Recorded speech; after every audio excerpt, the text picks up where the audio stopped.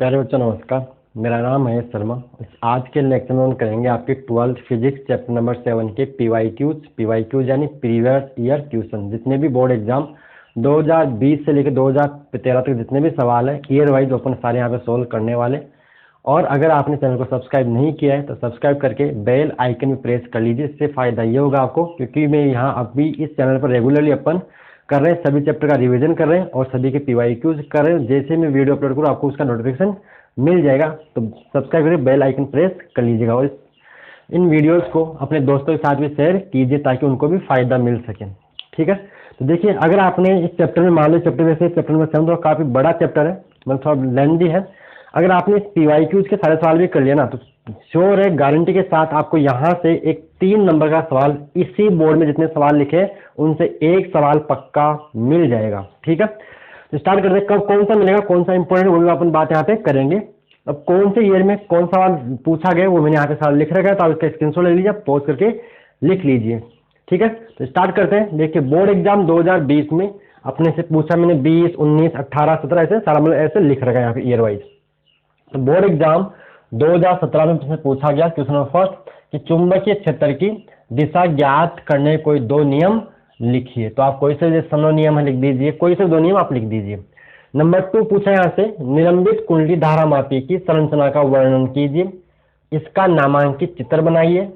फिर बोला है सिद्ध कीजिए कि धारामापी की कुंडली में प्रवाहित धारा कुंडली में उत्पन्न विक्षेप के अनुक्रमानुपाती होती है। अपने को यहाँ पे आई समानुपाती फाई भी प्रूव करना था। ये बोर्ड एग्जाम 2020 में पूछा। इसी के साथ में एक सवाल और में दे रखा था, अथवा में दे रखा था कि चाहो तो आप ये ऊपर वाला कर दो, चाहो तो आप ये नीचे वाला कर दो। ये सवाल नंबर 1 था, वो अलग था। ये दूसरा सवाल के अंदर 2 सवाल, ये या तो ये या फिर नीचे ये दे रखा है। नीचे वाला क्या दे रखा है, ये दे रखा है आपको हेल्महोल्ट्ज कुंडलियां किसे कहते हैं। फिर बोला है सिद्ध कीजिए कि हेल्महोल्ट्ज कुंडलियों में प्राप्त एक समान चुंबकीय क्षेत्र का मान प्रत्येक कुंडली द्वारा इसके केंद्र पर उत्पन्न चुंबकीय क्षेत्र का 1.432 गुना होता है। आवश्यक आरेख भी बनाइए, आवश्यक आरेख भी बनाइए। ये बोर्ड एग्जाम 2020 में से पूछा गया था। फिर बोर्ड एग्जाम 2019 में अपन आ जाते हैं। यहाँ अपने से पूछा गया चुंबकीय क्षेत्र में धारावाही चालक पर बल का सूत्र लिखिए। सवाल नंबर 1 नंबर का सवाल था। सवाल नंबर 2 यहाँ से पूछा गया एम्पियर का नियम लिखिए। और इसी के साथ ये सवाल नंबर 2 में पहला, और इसी के साथ आपको करना है चित्र बनाकर अनंत लंबाई के सीधे धारावाही चालक के कारण किसी बिंदु पर चुंबकीय क्षेत्र, चू या क्षेत्र लिखा हुआ है, इसका मतलब होता है मैंने शॉर्ट में लिखा है चुंबकीय क्षेत्र की व्युत्पत्ति कीजिए। और इसी के साथ में और में दे रखा था नीचे, या तो ये वाला कर लो या फिर नीचे वाला दे रखा आपको बायो-सावर्ट का नियम लिखिए। और इसी में दूसरा सवाल दे रखा है संक्षेप में साइक्लोट्रॉन की क्रियाविधि लिखिए। दोनों डीज में त्वरित आवेशित कणों या आयनों के पथ को प्रदर्शित करता साइक्लोट्रॉन का व्यवस्था आरेख बनाइए। साइक्लोट्रॉन की आवर्ती का व्यंजक भी उत्पन्न कीजिए। हालांकि बोर्ड एग्जाम 2021 में ये सवाल बिल्कुल आने वाला नहीं, क्योंकि ये सिलेबस इस बार अपन ने हटा, बोर्ड ने अपन से क्या था, बोर्ड ने सिलेबस से हटा दिया है। आई बात समझ में। तो ये साइक्लोट्रॉन आपको 2021 के लिए नहीं पढ़ना है। आगे आप अगर आगे की कोई पता नहीं मेरे को भी, तो जो भी सिलेबस जैसे एनसीईआरटी आएगी तो वहाँ साइक्लोट्रॉन है, तो रिवाइज तो कुछ होगा नहीं। अब जो भी हो तो बोर्ड डिसाइड करेगा। लेकिन बोर्ड एग्जाम 2021 के लिए अपने को ये साइक्लोट्रॉन नहीं करना है। ठीक है, बोर्ड एग्जाम 2018 में आ जाते हैं अपन। यहाँ अपने से पूछा गया धारामापी के लिए दक्षतांक की परिभाषा लिखिए। और इसी में दूसरा सवाल पूछा था, न्यूमेरिकल है। एक धारामापी का प्रतिरोध 99 ओम है। इसके पूर्ण स्केल पर विक्षेप के लिए आवश्यक धारा 1 मिली एम्पियर है। यदि धारामापी के साथ 1 ओम का शंट जोड़ दिया जाए तो धारामापी द्वारा मापी जा सकने वाली अधिकतम धारा का मान ज्ञात करो। न्यूमेरिकल अभी करेंगे सवाल। और यहाँ से बोर्ड एग्जाम 2018 में तीसरा सवाल और था, वो था एम्पियर के नियम का उपयोग करते हुए अनंत लंबाई के सीधे धारावाही चालक के कारण चुंबकीय क्षेत्र का व्यंजक प्राप्त कीजिए। यहाँ क्या लिखा हुआ है, कीजिए। ठीक है, ये आपको बोर्ड एग्जाम 2018 में पूछा गया था। फिर आते बोर्ड एग्जाम 2017 के अंदर क्वेश्चन नंबर फर्स्ट यहाँ से पूछा गया है एक गतिशील आवेशित कण द्वारा उत्पन्न क्षेत्रों के नाम लिखिए। फिर यहाँ दूसरा सवाल पूछा गया 17 के अंदर बायो-सावर्ट नियम का सूत्र सदिश रूप में लिखिए। और इसी के साथ सवाल था, किसी धारावाही वर्ताकार पास के एक्स पर चुंबकीय क्षेत्र का व्यंजक प्राप्त कीजिए, आवश्यक चित्र बनाइए। और इसके साथ और भी सवाल था, तो ये वाला करो, ऐसे नीचे दे रखा था, इसके नीचे एम्पियर का परिपथीय नियम गणितीय रूप में लिखिए। और इसी के साथ सवाल अटैच में दे रखा था, किसी लंबी धारावाही परिनालिका के एक्स पर चुंबकीय क्षेत्र का व्यंजक व्युत्पन्न कीजिए, आवश्यक चित्र बनाइए। ठीक है, ये 2017 की बात हुई। 2016 में पूछा गया फर्स्ट क्वेश्चन यहाँ से, एक आवेश q स्मॉल q चुंबकीय क्षेत्र b वेक्टर के लंबवत दिशा में v वेक्टर यानी v सदिश v वेक्टर वेग से प्रवेश करता है। इस आवेश पर कार्यक बल का मान क्या होगा। यानी आपको सिंपल फॉर्मूला लिखना है, 1 नंबर का सवाल, छोटा सवाल है। फिर यहाँ पूछा गया दूसरा सवाल, दो समांतर धारावाही चालक तारों के मध्य कार्यक बल ज्ञात कीजिए, एम्पियर की सैद्धांतिक परिभाषा इसके आधार पर लिखिए। ये 2016 में बात हुई। 2015 में आ जाते हैं, यहाँ पूछा गया एम्पियर का परिपथीय नियम लिखिए, यानी आपको यहाँ एम्पियर का नियम लिख रहा था। और इसी के साथ सवाल दे रखा था, एक अत्यधिक लंबी परिनालिका के एक्स पर चुंबकीय क्षेत्र का व्यंजक प्राप्त कीजिए, आवश्यक चित्र बनाइए। और में सवाल के नीचे संक्षेप में साइक्लोट्रॉनिक क्रियाविधि लिखिए, दोनों डीज के त्वरित आवेशित कणों आयनों के पथ को प्रदर्शित करता साइक्लोट्रॉन का व्यवस्था आरेख बनाइए। और साइक्लोट्रॉन के निम्न प्राचलों की व्युत्पत्ति कीजिए, पहला साइक्लोट्रॉन की आवर्ती और दूसरा साइक्लोट्रॉन में आयनों गतिज ऊर्जा। लेकिन ये सवाल इस बार बोर्ड एग्जाम 2021 के लिए आपको नहीं करना।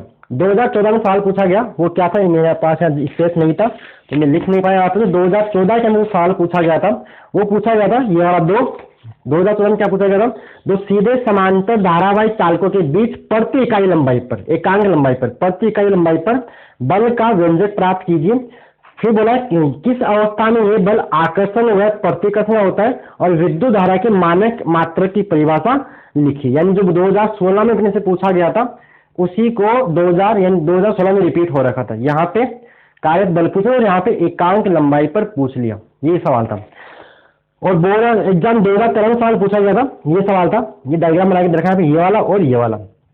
तो क्या सवाल क्या था इसमें, 2013 का सवाल नंबर 1 था, दिए गए चित्रों बिंदु P पर उत्पन्न चुंबकीय क्षेत्र की दिशा क्रॉस व डॉट के रूप में लिखे। इसमें तार में करंट बह रहा है, तो यहाँ पे P पर जो B का मान होगा, मतलब B होगा, वो मतलब दिशा आपको बतानी है क्रॉस और डॉट के रूप में, क्रॉस यानी अंदर, डॉट मतलब बाहर, इसके रूप में आपको बताना था।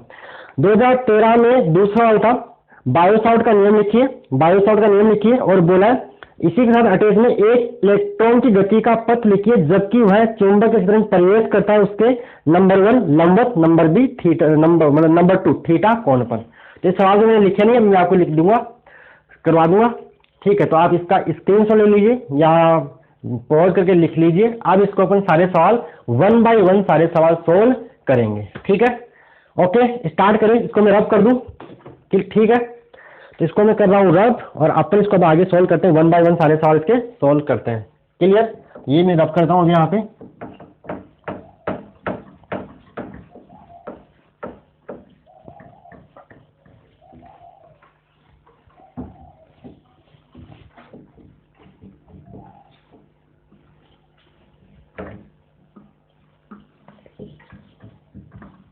आप थोड़ा स्किप करके 10-5 सेकंड आगे बढ़ा दीजिए।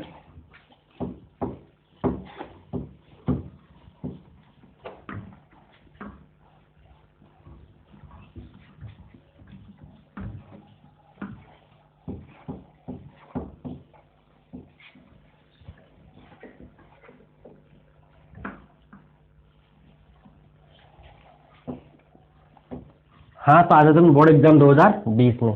तो बोर्ड एग्जाम 2020 का जो पहला सवाल था वो क्या था कि चुंबकीय क्षेत्र की दिशा ज्ञात करने कोई 2 नियम लिखिए। बोर्ड एग्जाम 2020 सवाल नंबर 1 का जो आंसर है क्या है, चुंबकीय क्षेत्र की दिशा ज्ञात करने कोई 2 नियम लिखिए। जो आप पहला लिख सकते हो, दाएं हाथ के अंगूठे का नियम, दाएं हाथ के अंगूठे का नियम। दूसरा आप लिख सकते हो नंबर 2, क्यों नियम पूछे कि नियम मतलब दिशा ज्ञात करें, 2 नियमों के नाम लिखिए। नियम नहीं पूछे, केवल नाम पूछे थे। दूसरा लिख दीजिए दाएं हाथ की हथेली का नियम लिख दीजिए। मैं बोल देता हूँ, दाएं हाथ की हथेली का नियम लिख दीजिए, या कोई मैक्सवेल का कॉर्क नियम लिख दीजिए, या सनो नियम लिख दीजिए। तो ये नियम है, जो आपकी मर्जी, कोई भी जो आपको जो पता है वो लिखना है। हालांकि बोर्ड एग्जाम इस बार सिलेबस में चुंबक की क्षेत्र दिशा ज्ञात करने नियम आपसे नहीं पूछ देंगे, वो सिलेबस से हटा दिए, लेकिन इनके बिना काम चलता नहीं है टॉपिक के अंदर। दूसरा यहाँ से पूछा गया, निलंबित कुंडली धारामापी की संरचना का वर्णन कीजिए। तो अपन बनाते हैं निलंबित कुंडली धारामापी की संरचना का वर्णन। तो पहले अपन इसके बाद संरचना की बनावट बनाते हैं। किसकी? निलंबित कुंडली धारामापी, निलंबित लटका हुआ, निलंबित कुंडली धारामापी। तो पहले क्या करते हैं अपन, बनावट। यहाँ पे तो देखिए बनावट में क्या होता है, इसमें क्या होता है, अपन नरम लोहे की क्रोड लेते हैं।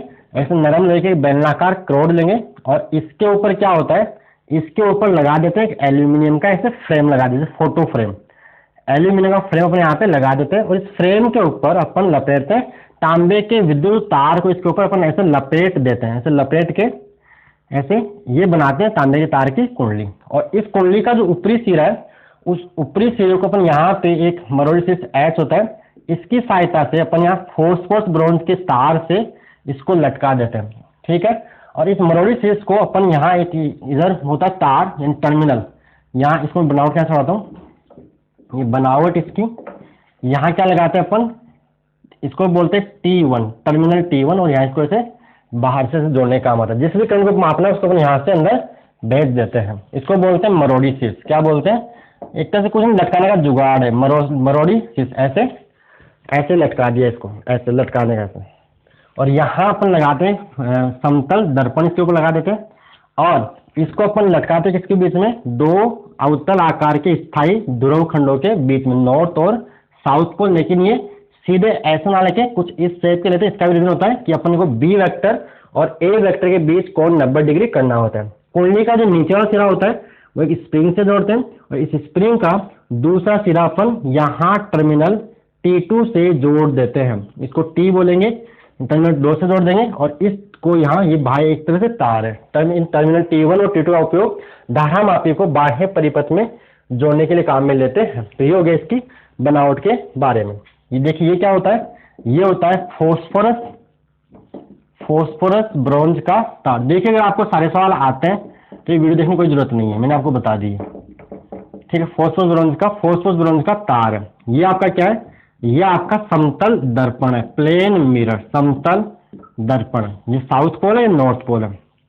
ये आपकी क्या है, तो इसको बोलते हैं, ये देखिए ये तो हो गई आपकी विद्युत रुद्ध तांबे के तार की कुंडली। विद्युत रुद्ध मतलब छिला हुआ तार नहीं है, वो नंगा तार नहीं, वो कवर है, उसके ऊपर कवरिंग हो रही है, इंसुलेशन बोलते हैं उसको।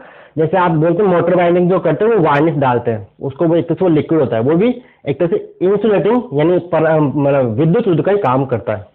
तो ये हो गया विद्युत रुद्ध तांबे का तार, आपका विद्युत रुद्ध तांबे का तार।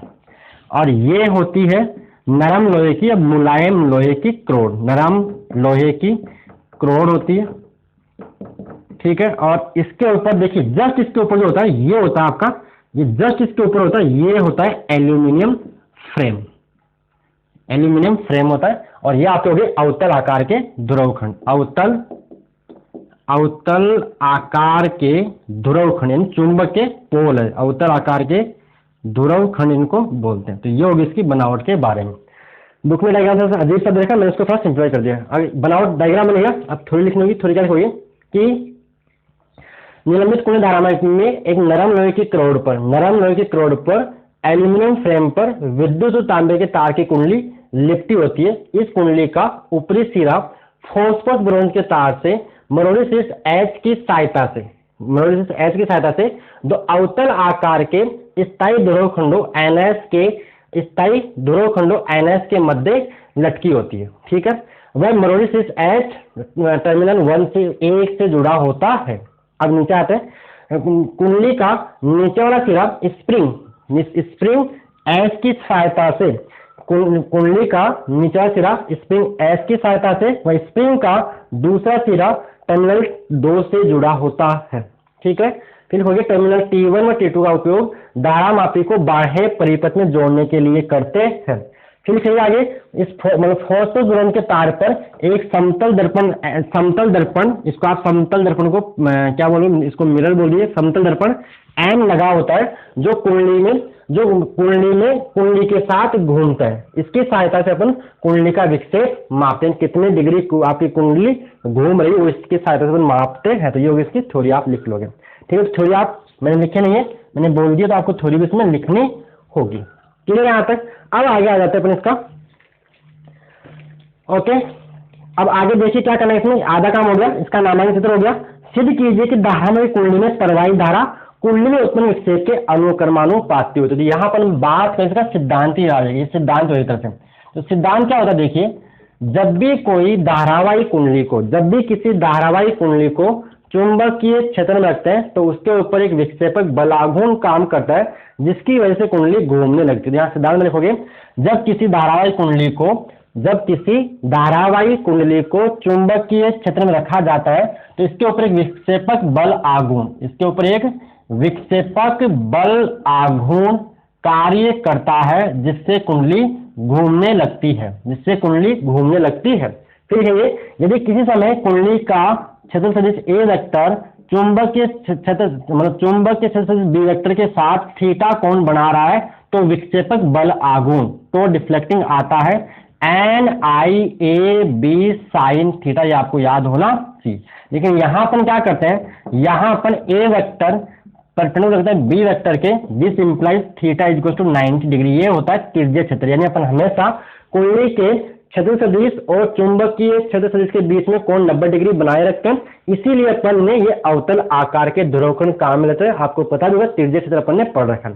तो यहाँ थीटा 90 डिग्री करना है तो टोटल डिफ्लेक्टिंग क्या आएगा, ये आएगा NIAB साइन 90 का मतलब होता है ए, तो टोटल डिफ्लेक्टिंग आपको यहाँ से मिल जाएगा NIAB। बोलो क्लियर, समीकरण नंबर 1 बोल दीजिए। अब देखो होता क्या है, जैसे कुंडली घूमेगी तो इस फास्फोरस बोरॉन के तार में और स्प्रिंग में ऐंठन आ जाएगी जिससे इसमें एक रिवर्स टॉर्क होगा जिसको बोलते रिस्टोरिंग टॉर्क जनरेट हो जाएगा जिसको बोलते हैं पतन बल आघूर्ण। इसको यूं समझिए कि मान लीजिए कुंडली है और ये मान लो कोई कुंडली है और इसको आपने ऊपर धागे से बांध रखा है, रस्सी से बांध रखा है। आप इसको घुमाओगे ऐसे घुमा रहे हो और जैसे आप इसको छोड़ दोगे ऐसे घूमना स्टार्ट कर देगी। यानी जैसे आप इसको घुमा रहे हो रस्सी में ऐंठन आ रही है, रस्सी में एक विपरीत टॉर्क बन रहा है जिसको बोलते हैं रिस्टोरिंग टॉर्क पतन बल आघूर्ण उत्पन्न हो जाएगा, यानी ये उल्टा टॉर्क लगाएगी। तो यहाँ क्या है, कुंडली में घूमने के कारण फास्फोरस बोरॉन के तार व स्प्रिंग में ऐंठन बलयुग्म उत्पन्न हो जाता है जिससे पतन बल आघूर्ण उत्पन्न हो जाता है। तो पतन बल आघूर्ण का जो फॉर्मूला होता है तो आर का वो आता है, देखो होता है क्या, आज को जितना घुमाओगे उतना ही रिस्टोरिंग टॉर्क जनरेट होगा। तो आज समानुपाती होता है फाई, फाई क्या होता है, कुंडली में उत्पन्न विक्षेप, कुंडली कितने डिग्री से घूम गई, यानी सीधा बोलिए ये आएगा समानुपाती। तो यहाँ बराबर अपन कर देंगे C5, तो आर बराबर होता है C5। इसको क्या बोलते हैं अपन, प्रत्यानयन बल आघूर्ण इसको बोला जाता है। तो ये आएगा टो आर बराबर C5, समीकरण नंबर 2। लेकिन होगा क्या, संजोग अवस्था में, साम्य अवस्था में आपको इन दोनों को बराबर कर दें, टो डिफ्लेक्टिंग बराबर क्या होगा, टो आर होगा। तो यहाँ से आप यहाँ क्या लिखोगे, संतुलन अवस्था में क्या होगा, टो डिफ्लेक्टिंग बराबर टो आर, रिस्टोरिंग टो, यानी विक्षेपक बल आघूर्ण बराबर प्रत्यानयन बल आघूर्ण हो जाएगा। तो NIAB बराबर क्या होगा, C5 हो जाएगा। तो यहां से देखिए आप बोल सकते हो I बराबर C बटे में NAB, मैंने I को तो अलग रख लिया और NAB को इसके फाई के नीचे भेज दिया। अब देखिए फाई कांस्टेंट है, N भी कांस्टेंट होगा, N इसमें नंबर ऑफ टर्न्स है, सरोगी संख्या है, A इसका एरिया कुंडली का और B क्या इसका चुंबकीय क्षेत्र है। तो यहाँ से देखिए ये सारे के सारे ये सारा नियतांक है, तो इसको K बराबर C बटा NAB बोलते हैं। इसको धारामापी का क्या बोलते हैं, परिवर्तन गुणांक इसको बोला जाता है, परिवर्तन गुणांक इसको बोलते हैं। तो यहां से आपको मिलेगा I बराबर K फाई। तो आप ये नियतांक है तो आप इसको I समानुपाती फाई बोल सकते हो। ये अपने को प्रूफ यहाँ पे करना था। कुंडली में प्रवाहित धारा कुंडली में उत्पन्न विक्षेप के अनुक्रमानुपाती, इसी को बोलते हैं समानुपाती होती है। तो आई होप आपने यहाँ तक, देखिए थोड़ी मैंने यहाँ पे कम बोली है, मतलब बोली है लिखवाई नहीं, तो आपको लिखना पड़ेगा एग्जाम में, सीधा मत कर देना। ओके, ये था आपका बोर्ड एग्जाम 2020 का सवाल नंबर 1। इसी के और में आपको दूसरा देना हेलमहोल्ट्ज कुंडलियां। आई होप आपको समझ में आया होगा। अगर आपको सवाल आ रहा है तो आप इसके से आगे बढ़े धमाधम से ना। मैं सवाल जो मैंने आपको कौन से करने मैंने आपको बता दिया, 2014-13 मैंने लिखा नहीं था, उस बोर्ड मैंने आपको बोल दिया था। ओके, इसको मैं रख कर रहा हूँ, कुछ नोट करना है तो नोट कर लीजिएगा। अब आते हैं इसका बोर्ड एग्जाम 2020 का दूसरा सवाल जो और में था, वो क्या था आपका, वो था हेलमहोल्ट्ज कुंडलियां किसे कहते हैं, और आपको सिद्ध करना है कि जो बी होता है उनके द्वारा जो चुंबक क्षेत्र उत्पन्न होता है वो किसी एक कुंडली पर उत्पन्न चुंबक क्षेत्र का 1.432 गुणा होता है। जो डेरिवेशन मैंने पहले रिवीजन में भी कर लिया, और कोई बात कर लिया तो आगे बढ़िए, आता है और नहीं आता है तो देखना चाहते हो तो देखिए।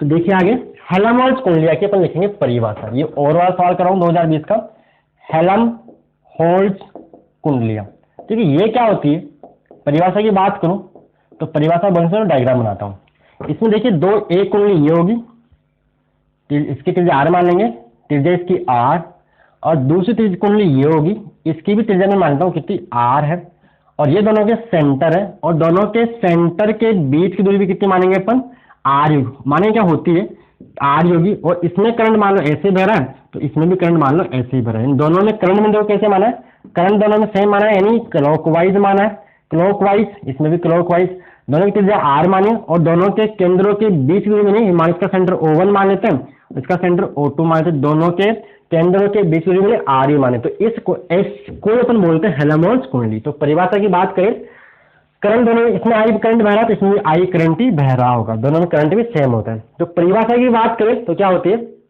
दो समाक्षीय, क्या होती है, दो समाक्षीय, दोनों की एक्स सेम होगी। जैसे मान लो एक्स सेम मतलब जैसे मान लो ये मार्कर एक्स है, तो ये जो दोनों हथेलियां इसको बोलते हैं समाक्षीय, दोनों की एक्स एक ही। आप टायर देखा, गाड़ी के जो पहिए होते हैं वो एक्स से जुड़े होते हैं दोनों, तो ऐसे ही है, दोनों का एक्स क्या हो गया, सेम हो गया।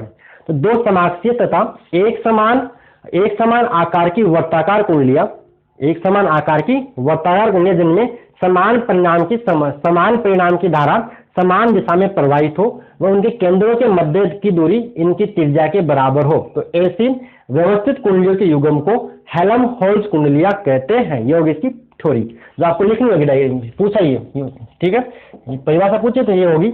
अब नीचे अपन बात देखिए, इतनी बार क्लियर, फिर डायग्राम बनाते हैं, और एक चीज ध्यान रखना, इसमें और लिख रहा है दो चार बातें। परिभाषा होगी, दोनों कुंडलियों में मतलब दोनों कुंडलियां श्रेणी क्रम में संयुक्त होती है जिससे कि समान परिणामी धारा समान दिशा में प्रवाहित हो, या यूं बोल सकते हो, दोनों कुंडलियों में समान परिणामी धारा समान दिशा में प्रवाहित करने के लिए दोनों कुंडलियों को श्रेणी क्रम में संयोजित कर देते हैं।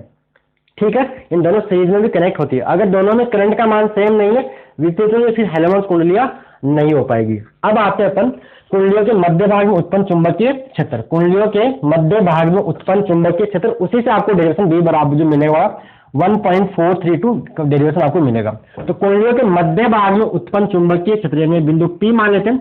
बिंदु P पर देखिए, इस कुंडली 1 की वजह से भी चुंबकीय क्षेत्र होगा और कुंडली 2 की वजह से भी चुंबकीय क्षेत्र होगा। तो अपन जानते हैं, अपन ने पढ़ रखा है, एक धारावाही वर्ताकार कुंडली की x पर, इसके केंद्र O से बिंदु P पर x दूरी पर चुंबकीय क्षेत्र का मान क्या आता है, B बराबर mu naught N I R square बटे में 2 इंटू में are square plus x square की पावर 3/2 आता है, पढ़ रखा है। तो देखिए एक तरह से ये भी तो वही हो गया कि एक कुंडली ये है, एक कुंडली ये, यानी इस कुंडली ये जो बिंदु P है, ये बिंदु P यहाँ से r/2 दूरी पे, यानी यहाँ पे जो x का मान कितना हो गया, r/2 हो गया। और इसी प्रकार ये दूसरी कुंडली है, और ये बिंदु P यहाँ से कितनी दूरी पे, ये बिंदु P यहाँ से r/2 दूरी पे, इसका x से बिंदु, दो कुंडलियां।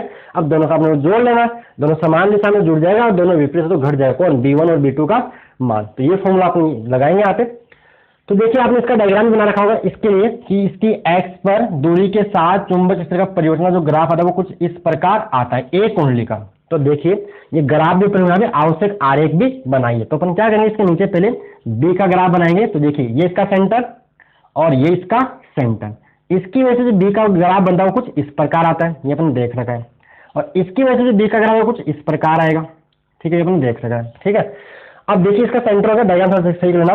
तो देखिए ये हो गया इसके केंद्र पे, इसके पहली कुंडली के केंद्र पर और दूसरी कुंडली के केंद्र पर चुंबकीय क्षेत्र का मान हो गया। ये हो गया आपका प्रथम कुंडली के कारण उत्पन्न चुंबकीय क्षेत्र और ये होगा द्वितीय कुंडली के कारण उत्पन्न चुंबकीय क्षेत्र। अब देखिए परिणामी क्या होगा, ये दोनों जुड़ेंगे तो देखिए इसकी वजह से बी का मान घट रहा है और इसकी वजह से बी का मान बढ़ रहा है, तो इसका जो नेट आएगा वो कुछ इस प्रकार आता है, कुछ इस प्रकार आता है। तो ये होता है आपका परिणामी चुंबकीय क्षेत्र, परिणामी चुंबकीय क्षेत्र का मान होता है। ये लिख देना यहाँ पे, प्रथम कुंडली के कारण उत्पन्न चुंबकीय क्षेत्र और ये द्वितीय कुंडली के कारण उत्पन्न चुंबकीय क्षेत्र। ओके, तो ये आ गया परिणामी चुंबकीय क्षेत्र।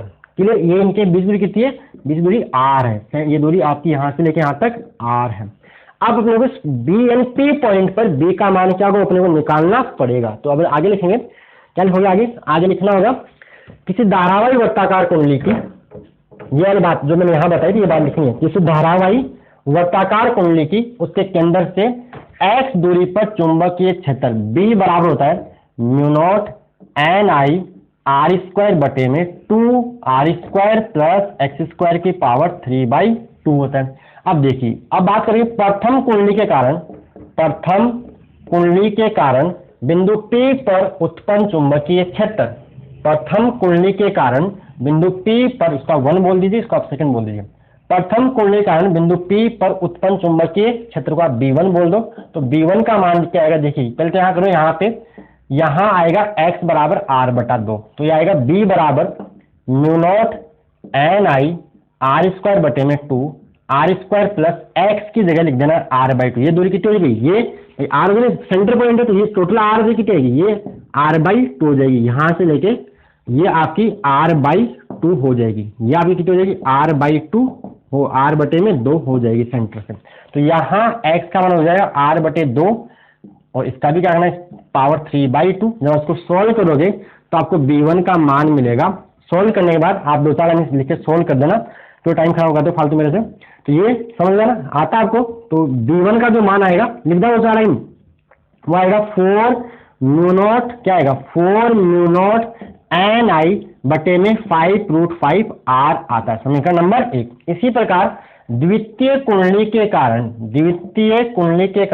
बिंदु P पर उत्पन्न चुंबकीय क्षेत्र, तो B2 का मान आएगा, वो भी आएगा कितना म्यू नॉट, वो आएगा 4, ऐसा आएगा। इसी प्रकार द्वितीय कुंडली के कारण बिंदु P पर उत्पन्न चुंबकीय क्षेत्र B2 का जो मान होगा वो होगा 4 म्यू नॉट एन आई बटे में 5√5 r, समीकरण नंबर 2। अब बात करते हैं बिंदु P पर परिणामी चुंबकीय क्षेत्र पूरा लिखना। तो ये BP को मैं बोलूं तो B, इसको सिंपल B बोल दीजिए आप, तो ये B1 vector plus B2 vector, मैंने दोनों को जोड़ा है। क्यों जोड़ा है दिखाता हूं क्यों जोड़ा है, क्योंकि दोनों की वजह से B की दिशा समान है। कैसे निकालते हैं, दिशा निकालते हैं दाएं हाथ के नियम से। कैसे निकालते हैं, अंगूठे को करते हैं विद्युत धारा की दिशा में और अंगुलियां उस तरफ करते हैं, उस बिंदु की ओर करते हैं जहां पर अपने को चुंबकीय क्षेत्र का मान निकालना। देखिए प्रथम कुंडली में करंट आ रहा है नीचे, तो मैंने अंगूठा कर दिया नीचे, अंगुलियां कर दी दाएं हाथ की, बाएं हाथ की नहीं, अंगुलियां कर दो बिंदु की ओर। अब अंगुलियों घुमाओ मुड़ाओ, तो अंगुलियां कहाँ आ रही है, बाहर की ओर आ रही है। क्या दिखाई दे रही है, अंगुलियां बाहर की ओर आ रही है, यानी पहली कुंडली के कारण जो B है, B मतलब चुंबकीय क्षेत्र है, वो बाहर की ओर। इसी प्रकार दूसरी कुंडली से निकालना है, तो दूसरी कुंडली देखिए दायां हाथ आपने लगा दिया, ये दायां हाथ में नजर कर लिया, अंगूठे को करना है करंट में, तो यहां भी करंट जा रहा है ऊपर, अंगुलियां करो बिंदु की ओर, तो ये अंगुलियां कहाँ आ रही है आपकी बाहर की ओर आ रही है। यानी बिंदु P पर दोनों कुंडलियों की वजह से चुंबकीय क्षेत्र एक ही दिशा में है, एक ही दिशा में यानी जुड़ जाएगा। लिखो यहाँ पे, तो B बराबर सिंपल आपको लिख देना है B1 प्लस B2, दोनों के बीच में कौन 0 डिग्री रहता है आप जानते हो, दोनों को सिंपल जोड़ देना। लिखो यहाँ पे B1 वेक्टर व B2 वेक्टर एक ही दिशा में है, ये बात यहाँ पे लिख देना। अब कुछ नहीं करना, B1 व B2 का मान रखने पर, B1 व B2 का मान रखने पर, तो रख दीजिए क्या आएगा, मान रखने पर, पूरा लिखो ढंग से, B1 व B2 का मान रखने पर, तो B आपको मिलेगा, B1 का मान कितना है, ये 4 म्यू नॉट एन आई बटे में 5√5 r है, प्लस दूसरा भी कितना है 4 म्यू नॉट एन आई बटे में 5√5 r है। अब दोनों को जोड़ोगे तो 4 म्यू नॉट एन आई, 2 बार जोड़ा तो ये 8 हो जाएगा। तो B आपको मिलेगा, यहाँ से B मिलेगा 8 म्यू नॉट एन आई बटे में 5√5r। लेकिन अपन जानते हैं किसी धारावाही वर्ताकार कुंडली के अंदर पर जो चुंबक क्षेत्र आता है जिसकी त्रिज्या r है, करंट I बह रहा है, तो वो आता है B बराबर म्यू नॉट NI बटे में 2r आता है। लेकिन यहाँ नीचे 2 की कमी पड़ रही है, तो 2 की कमी को पूरा करने के लिए इसको अपन ऊपर नीचे 2 से गुना कर देते हैं।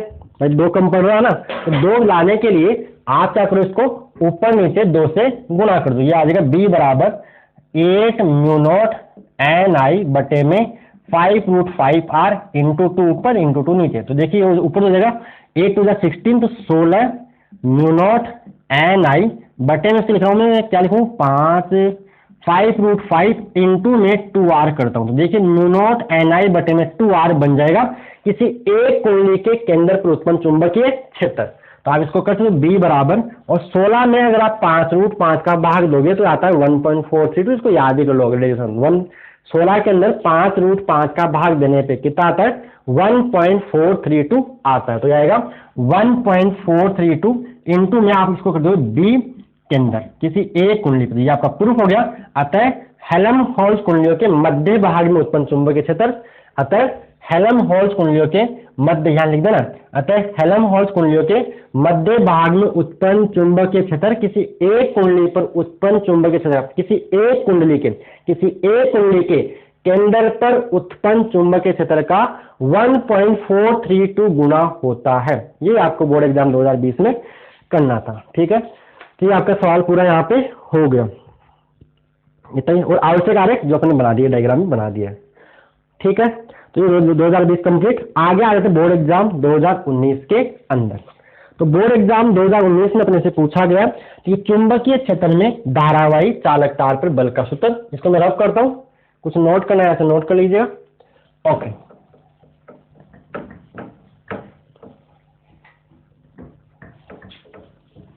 देखिए बोर्ड एग्जाम 2019 में क्या पूछा गया, सवाल मैंने आपको बता दिया था। आता है स्किप करके आगे बढ़िए, और नहीं आता तो आराम से देखते जाइए। देखिए अगर आपने पूरे PYQ भी कर लिया ना इस चैप्टर के, चैप्टर लाइन भी काफी, इस PYQ से आपको श्योर है एक सवाल 3 नंबर का पक्का 100% बोर्ड एग्जाम 2021 में मिलेगा। कौन सा मिलेगा वो भी लास्ट में बताऊंगा। सांस्कृतिक से पहले सवाल करेंगे।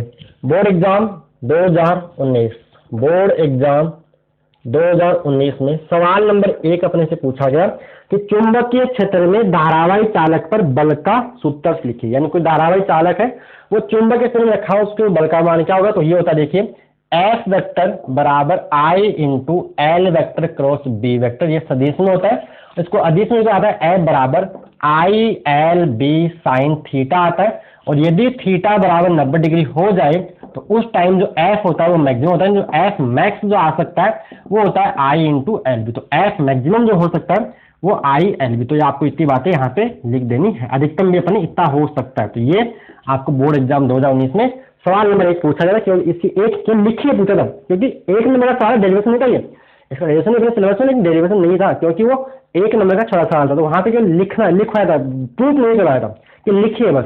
1 नंबर सवाल डेरिवेशन नहीं करवाया था। अगला सवाल पूछा था यहाँ पे क्वेश्चन नंबर 2 यहाँ पे पूछा है। क्वेश्चन नंबर 2 में ये आपको यहाँ से पूछा है कि एम्पियर का नियम लिखिए। क्या है, एम्पियर का नियम अपने से यहाँ पे पूछा, लिखा था आपको एम्पियर का नियम यहाँ अपने से पूछा गया। तो देखिए एम्पियर का नियम क्या होता है, ये होता है एम्पियर का नियम। फॉर्मूला ऐड कर लो, L B vector dot DL vector बराबर म्यू नॉट इंटू में सिग्मा I। बुक में लिख रहे हैं, बुक में केवल I करता है, मैं इसको पूरा मैं ऐसा लिखता हूँ सिग्मा I इन, क्योंकि सिग्मा I इन का मतलब है लूप के अंदर जितने भी करंट है उनको आप जोड़िए, बीजगणितीय योग करना होता है। क्या करना है, बीजगणितीय योग, दिशा दिशा देखनी पड़ती है। तो इसको आप फॉर्मूला देखो, ये कई बार गणितीय रूप पूछ जाती है, गणितीय रूप लिखिए। तो ये गणितीय रूप है और इसी को अपने को शब्दों में लिख देना। तो क्या होता है, देखिए इस नियमानुसार मैं बोल देता हूं मैं, इस नियमानुसार निर्वात वायु में किसी बंद लूप के अनुदेश, लिख लीजिए, इस नियमानुसार निर्वात वायु में किसी बंद लूप के अनुदेश चुंबकीय क्षेत्र का रेखीय समाकलन, चुंबकीय क्षेत्र का L रेखीय समाकलन निर्वात की चुंबकशीलता व उस बंद लूप से गुजरने वाली विद्युत धाराओं के बीजगणितीय योग के गुणनफल के बराबर होता है। ठीक है, समझ में आया, दोबारा बोलूं या लिखूं। तो ये लिखने का फायदा नहीं है, रिविजन ही करवा दे, आपको याद भी बोल देता हूँ, एक बार दोबारा सुन लीजिए। इस बात को आपको अपने शब्दों में लिखना है। क्या लिखोगे? इस नियमानुसार निर्वात या वायु में किसी बंद लूप के अनुदिश चुंबकीय क्षेत्र का रेखीय समाकलन निर्वात की चुंबकशीलता व उस बंद लूप से गुजरने वाली विद्युत धाराओं के बीजगणितीय योग या बीजगणितीय योग के गुणनफल के बराबर। म्यू नॉट और आई का गुणा, म्यू नॉट और आई के गुणा की बात अपन करें। फिर से बोलता हूँ, इस नियमानुसार निर्वात या वायु में किसी बंद लूप के अनुदिश चुंबकीय क्षेत्र का रेखीय समाकलन निर्वात की चुंबकशीलता में बंद लूप व उस बंद लूप से गुजरने वाली विद्युत धाराओं के बीजगणितीय योग के गुणनफल के बराबर होता है। अर्थात क्या लिखोगे? अर्थात L B vector dot DL vector बराबर म्यू नॉट इंटू में सिग्मा आई इन, जहां पे सिग्मा आई इन क्या है? सिग्मा आई इन है बंद लूप से गुजरने धाराओं का बीजगणितीय योग। तो आपको इतना लिखना है। तो ये आपका हो गया एम्पियर का नियम। ठीक है, लिख दोगे। आई होप आपको समझ में आ गया होगा। अब सारी डिटेल से बात यहाँ पे करेंगे, जितना बोर्ड ने पूछा उतनी बात यहाँ पे मैं बता रहा हूँ। तो ये होगा आपका एम्पियर का नियम। आगे पूछा, चित्र बनाकर अनंत लंबाई के सीधे धारावाही चालक, इसी का दूसरा, ये सवाल में इसका ए था, इसी में दूसरा और दे रखा था कि आपको ये लिखना है। इसके साथ दूसरा क्या करना था, वो था चित्र बनाकर अनंत लंबाई की, चित्र बनाकर, इसको मैं रब कर दूं। ओके, कुछ लिखना है, नियम मैंने बोल दिया, 2 बार 3 बार बोला तो आपने अभी तक लिख लिया होगा, वैसे आपके पास नोट्स है ही। अब इसी में दूसरा क्या पूछा है अपने से, कि क्या पूछा है बताते हैं। क्वेश्चन नंबर 2 का बी पार्ट, ए में तो एम्पियर का नियम डाल रखा था। बी में पूछा है, चित्र बनाकर अनंत लंबाई के सीधे धारावाही चालक के कारण किसी बिंदु पर चुंबकीय क्षेत्र की व्युत्पत्ति कीजिए। और कोई नाम यहाँ पे नहीं बोला कि एम्पियर से करना है या बायो सावर्ट से करना है, तो ये काम अपन बायो सावर्ट से भी कर सकते हैं और इसको अपन एम्पियर से भी कर सकते हैं। मैं इसको एम्पियर से करता हूँ क्योंकि एम्पियर का नियम आसान है, वो आसान है। देखो जब तक नाम नहीं बोले तब तक एम्पियर से करना, क्योंकि एम्पियर नियम एम्पियर सोल्व करना बहुत ही आसान होता है। तो अपन उसको मैं कर रहा हूँ एम्पियर नियम से, यानी चित्र बनाना। तो मान लेते अपने पास ये एक अनंत लंबाई का तार है। क्या है ये? एक अपने पास अनंत लंबाई का तार है, मान लेते हैं। और इससे अपने को क्या कुछ दूरी नहीं, अनंत लंबाई के तार के कारण ही अपने क्या निकालना, तार के कारण किसी बिंदु पर, कोई बिंदु मान लीजिए, तो मान बिंदु यहां से ये बिंदु मान लो आर दूरी पर कोई बिंदु P है, इस बिंदु P पर अपने को चुंबक क्षेत्र का मान निकालना है। तो क्या करेंगे, यहाँ पर यूज करते हैं एम्पियर का नियम। तो एम्पियर के नियम को काम में लेने के लिए अपने को एक एम्पियर लूप बनाना पड़ता है। एम्पियर लूप जैसे आपकी मर्जी कैसे बना सकते हो, एक तरह से लाइन बनानी है, ठीक है। तो ये ऐसा बनाते हैं एम्पियर लूप कि उस एम्पियर लूप के प्रत्येक बिंदु पर चुंबकीय क्षेत्र का मान एक समान हो और बी और डीएल समांतर या बी और डीएल एक दूसरे के लंबवत हो। तो हम क्या करेंगे, यहाँ से आर त्रिज्या का एक वर्ताकार एम्पियर लूप बना लेते हैं। ये आर त्रिज्या का ऐसे वर्ताकार अपन एम्पियर लूप बना दिया। अब देखिए तार यहाँ पे आपको थोड़ा सा दिखाई नहीं देगा, ऐसे लूप बना, चूड़ी करा दी इसको, क्या इसको चूड़ी अपन ने करा दी, तो तार इसके ऐसे चूड़ी से तार ऐसे ऐसे अंदर ऐसे जा रहा है, ऐसे जा रहा है, ठीक है। अब यार तो अब क्या करना है, यहाँ पे इसमें वो करंट मान लीजिए, इसमें करंट आई बढ़ा। अब देखिए सम्मिति से कारण ये तार जा रहा है ऊपर, अंगूठा करना है करंट सामने, तो ये इसके बी होगा, जो बी होगा इसके चारों ओर से वर्ताकार लूप में, सर्कुलर लूप में, यानी और सम्मिति के कारण ये आर दूरी, ये चारों तरफ आर आर रहेगा, दिखाई दे रहा है कि मान लो तार है, ये क्या आपका, ये आपका मान लो तार है और चारों तरफ चूड़ी इसके है। तो जितनी दूरी यानी सेंटर में आ रहा है, तो इस एम्पियर लूप के प्रत्येक बिंदु पर चुंबकीय क्षेत्र का मान एक समान होगा, यानी हर जगह बी समान है। पहला काम कंप्लीट हो गया। लूप की दिशा माननी होती है, तो लूप की दिशा बी की दिशा में मान लो, बी की, बी इसमें चारों तरफ से गोल गोल है, इस एम्पियर लूप के साथ कैसे मानिए, इसकी एंटी क्लॉकवाइज मानिए दिशा, जैसे अपनी मर्जी वैसे मान सकते हो। तो इसको अपन बी की दिशा में मानना अपने फायदेमंद होगा।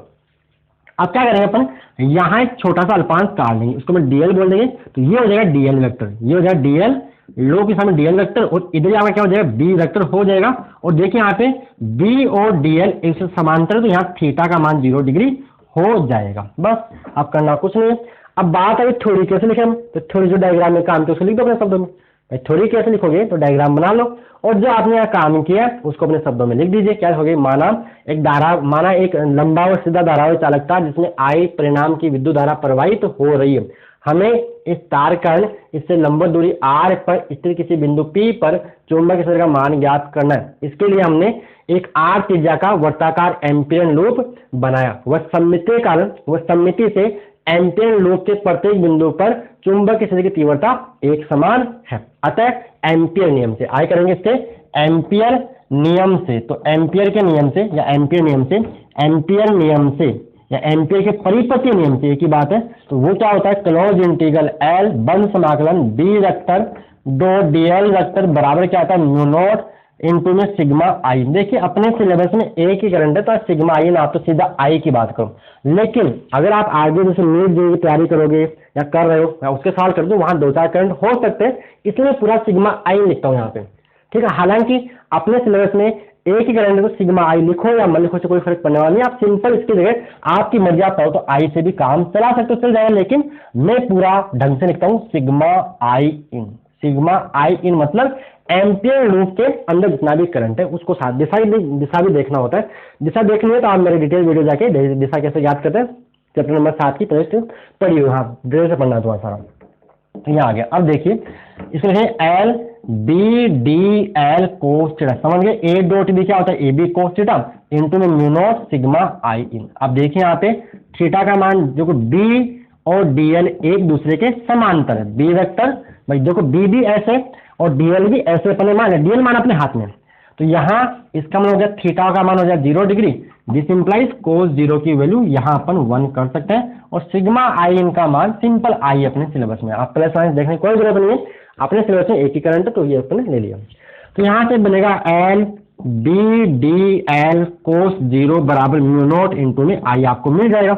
अब देखिए बी आ जाएगा बाहर क्योंकि हर जगह सेम है, एल डी एल और इधर क्या आएगा कोस 0 हो गया 1 म्यू नॉट इंटू में आई आएगा। अब डीएल डीएल भाई एक अल्पांश यहाँ काटोगे एक यहाँ काटोगे, सबको काट काट के जोड़ोगे तो पूरा डीएल कितना है, इस पूरे एम्पियर लूप की लंबाई और ये वर्ताकार लूप है इस वर्ग की परिधि के बराबर हो जाएगा। तो ये आ जाएगा एल डीएल का जो मान होगा वो 2 पाई आर के बराबर हो जाएगा, क्योंकि समाकलन एक विशेष प्रकार का जोड़ है। तो आपको यहाँ बी इंटू में 2 पाई आर बराबर क्या मिलेगा, म्यू नॉट इंटू में आई मिल जाएगा। तो यहाँ से जो बी आएगा वो म्यू नॉट इंटू में आई बटे में 2 पाई आर अपन लिख सकते हैं। तो यहाँ से हमने देखा कि जो बी होता है वो आर के व्युत्क्रमानुपाती होता है, यानी अगर आर का मान बढ़ेगा, अगर बी व आर लिखना है, बी व आर के मध्य ग्राफ, बी व आर के मध्य ग्राफ अगर बनाएंगे तो यहाँ लेंगे बी वाई एक्स पे लेंगे बी और एक्स लेंगे अपन आर लेंगे, ये मूल बिंदु है। तो आर बढ़ेगा तो बी का मान घटेगा तो ग्राफ आपका ऐसा हाइपरबोला ऐसा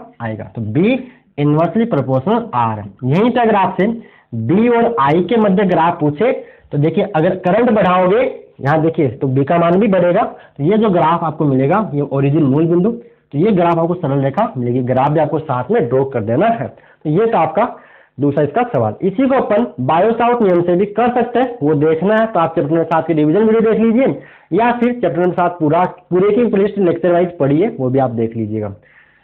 ओके क्लियर। तो ये आपका बोर्ड एग्जाम 2019 का सवाल था। आगे पूछा है बायो-सावर्ट का नियम लिखिए, तो नेक्स्ट बात करते हैं बायो-सावर्ट नियम। ओके इसको रब कर दूं, थोड़ी सा डायग्राम बना के थोड़ी देर लिखने के लिए मैं आपको यहाँ बोल दी थी क्या लिखना होता है, फिर एम्पियर नियम से तो ये आपको करना था। ओके इसको रब कर देते हैं अपन। इसमें और में जो सवाल दिया था वो भी देखिए, इसके और में जो सवाल दिया था बायो-सावर्ट का नियम लिखिए। तो बायो-सावर्ट का फॉर्मूला पहले याद रखो और उस फॉर्मूले को शब्दों में लिखो। पहले मैंने क्या बोला, दिमाग में पहले फॉर्मूला याद रखो, क्या होता है dB बराबर mu naught upon 4 pi I D L sine theta बटे में आर स्क्वायर, और उस फॉर्मूले को अपने शब्दों में लिखिए। तो इसका और का जो सवाल था वो भी मैं यहाँ पे करवाता हूँ। और का जो सवाल था दूसरा नंबर सेकंड का पहला, वो था बायो-सावर्ट का नियम। तो बायो-सावर्ट का जो नियम है वो क्या होता है, बायो-सावर्ट का नियम। तो देखिए बायो-सावर्ट नियम पहले बात तो अपने किसी पूरे तार की वजह से बी का मान नहीं बताता, वो केवल किसी धारावाही अल्पांश की वजह से चुंबकीय क्षेत्र का मान बताता है। तो होता क्या है, मैं बोलता हूँ इसकी परिभाषा कि इस नियमानुसार किसी धारावाही अल्पांश के कारण, इस नियमानुसार किसी धारावाही अल्पांश के कारण निर्वात्य वायु में किसी बिंदु पर उत्पन्न चुंबकीय क्षेत्र का मान नंबर 1 लिखना होता है, चालक तार में प्रवाहित धारा के समानुपाती होता है, अर्थात dB समानुपाती आई। आप इसको समीकरण नंबर 1 बोल दो। नंबर 2 यहाँ करना है धारावाही अल्पांश की लंबाई के, ऐसा है कि तार है इसमें करंट आई बह रहा है, अपन इसके बराबर डायग्राम यहाँ बना दो, बराबर इसका डायग्राम बना दिया ना ऐसे, ये धारावाही तार मान लेते हैं, इसमें करंट आई बह रहा है, यहाँ अपने अल्पांश काटा dl, ये डीएल जो अल्पांश काटा है और ये इसका धारावाही अल्पांश का केंद्र ओ मान लेते हैं, केंद्र ओ से ये कोण थीटा मान लेते हैं, ये दूरी आर मान लेते हैं। इस बिंदु पी पर अपने को चुंबक क्षेत्र का मानने का, जो बिंदु पी पर जो बी होगा पूरा तो आएगा ना, इसको इसलिए डी भी बोल रहे हैं, बी नहीं बोल रहे हैं क्योंकि बायो सावर्ट केवल अल्पांश की वजह से ही चुंबक के क्षेत्र का मान बताता है। तो यहाँ से डीबी जो आएगा वो समानुपाती क्या होगा, आई तार में जितना ज्यादा करंट होगा उतना ही बी यहाँ पर बनेगा। दूसरा अल्पांश की लंबाई के समानुपाती होता है, यानी क्या होगी, धारावाही अल्पांश की लंबाई के समानुपाती होता है, अर्थात डीबी समानुपाती डीएल लिखोगे। समीकरण नंबर 2 बोल देना। तीसरा लिख देना धारावाही अल्पांश, धारावाही अल्पांश व धारावाही अल्पांश के केंद्र से अभिष्ट बिंदु P को मिलाने वाली रेखा के मध्य बने कोण की ज्या के समानुपाती होता है। ये लाइन लिखने के बाद यहाँ अर्थात डीबी समानुपाती साइन थीटा। समीकरण नंबर 3। फिर समीकरण नंबर 4 में बोर्ड में से लिखना है। समीकरण 4 क्या हुए, ठीक है, क्या होता है, धारावाही अल्पांश के मतलब धारावाही अल्पांश के अंदर से अभिष्ट बिंदु P की दूरी के वर्ग के व्युत्क्रमानुपाती होता है, यानी डीबी इनवर्सली प्रोपोर्शनल करना आपको आर स्क्वायर। समीकरण नंबर 4 फिर लिख देना यहाँ पे समीकरण 1, 2 व 3, समीकरण 1, 2, 3 व 4 से आप बोल सकते हो डीबी समानुपाती आई डीएल साइन थीटा बटे में आर स्क्वायर।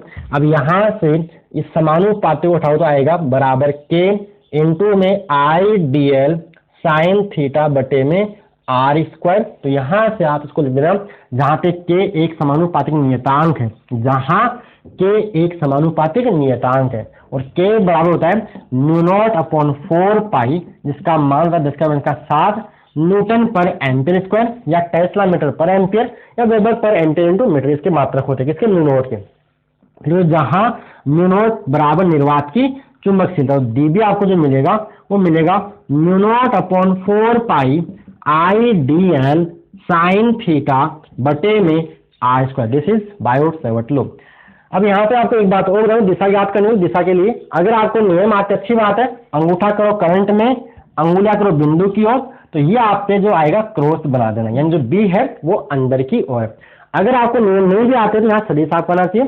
सदिश क्या कहते हैं अपन, अगर एक क्रॉस बी की दिशा निकालनी होती है तो अपन दाएं हाथ की अंगुलियों को ए से बी की ओर करेंगे तो अंगूठा किसको बताएगा, सदिश की दिशा को बता दो। यहाँ से आप डीएल को मानते हैं करंट की दिशा में, तो डीएल से आर की ओर आप अपनी अंगुलियां खोलिए तो अंगूठा जा रहा है अंदर की ओर, तो यहाँ पर बी होगा अंदर की ओर। तो ये आपको ऐसे इसको दर्शाया, ये बात है पूछे मैंने आपको ये एक्स्ट्रा नॉलेज आपको दिया। तो ये था आपका बायो सावर्ट का नियम। इसी को अपन सदिश रूप में भी लिखेंगे, जो मैं आपको आगे कराऊंगा जब सवाल आएगा वही कि बायो सावर्ट नियम का, मतलब बायो सावर्ट नियम को देखो क्या क्या पूछ सकता है कि बायो सावर्ट नियम गणितीय रूप में लिखे दिया गया। बायो सावर्ट नियम का सूत्र सदिश रूप में लिखिए, तो वो भी इसको मैं आगे कराऊंगा अभी जब सवाल अभी जो पूछा 2016 में जो भी पूछा वहां कराएंगे। तो ये था आपका बायो सावर्ट का नियम था, ठीक है, क्लियर। आई होप आपको समझ में आया होगा। इसी में सेकंड सवाल था, संक्षेप में साइक्लोट्रॉन क्रियाविधि लिखिए। और ये जो साइक्लोट्रॉन है बोर्ड एग्जाम 2021 में नहीं आएगा, तो इसको मैं इस लेक्चर में सोल्व नहीं कराऊंगा। अगर आपको देखना है तो चैप्टर नंबर 7 की प्लेलिस्ट में एक कंप्लीट वीडियो पड़ा है 1 घंटे 19 मिनट का।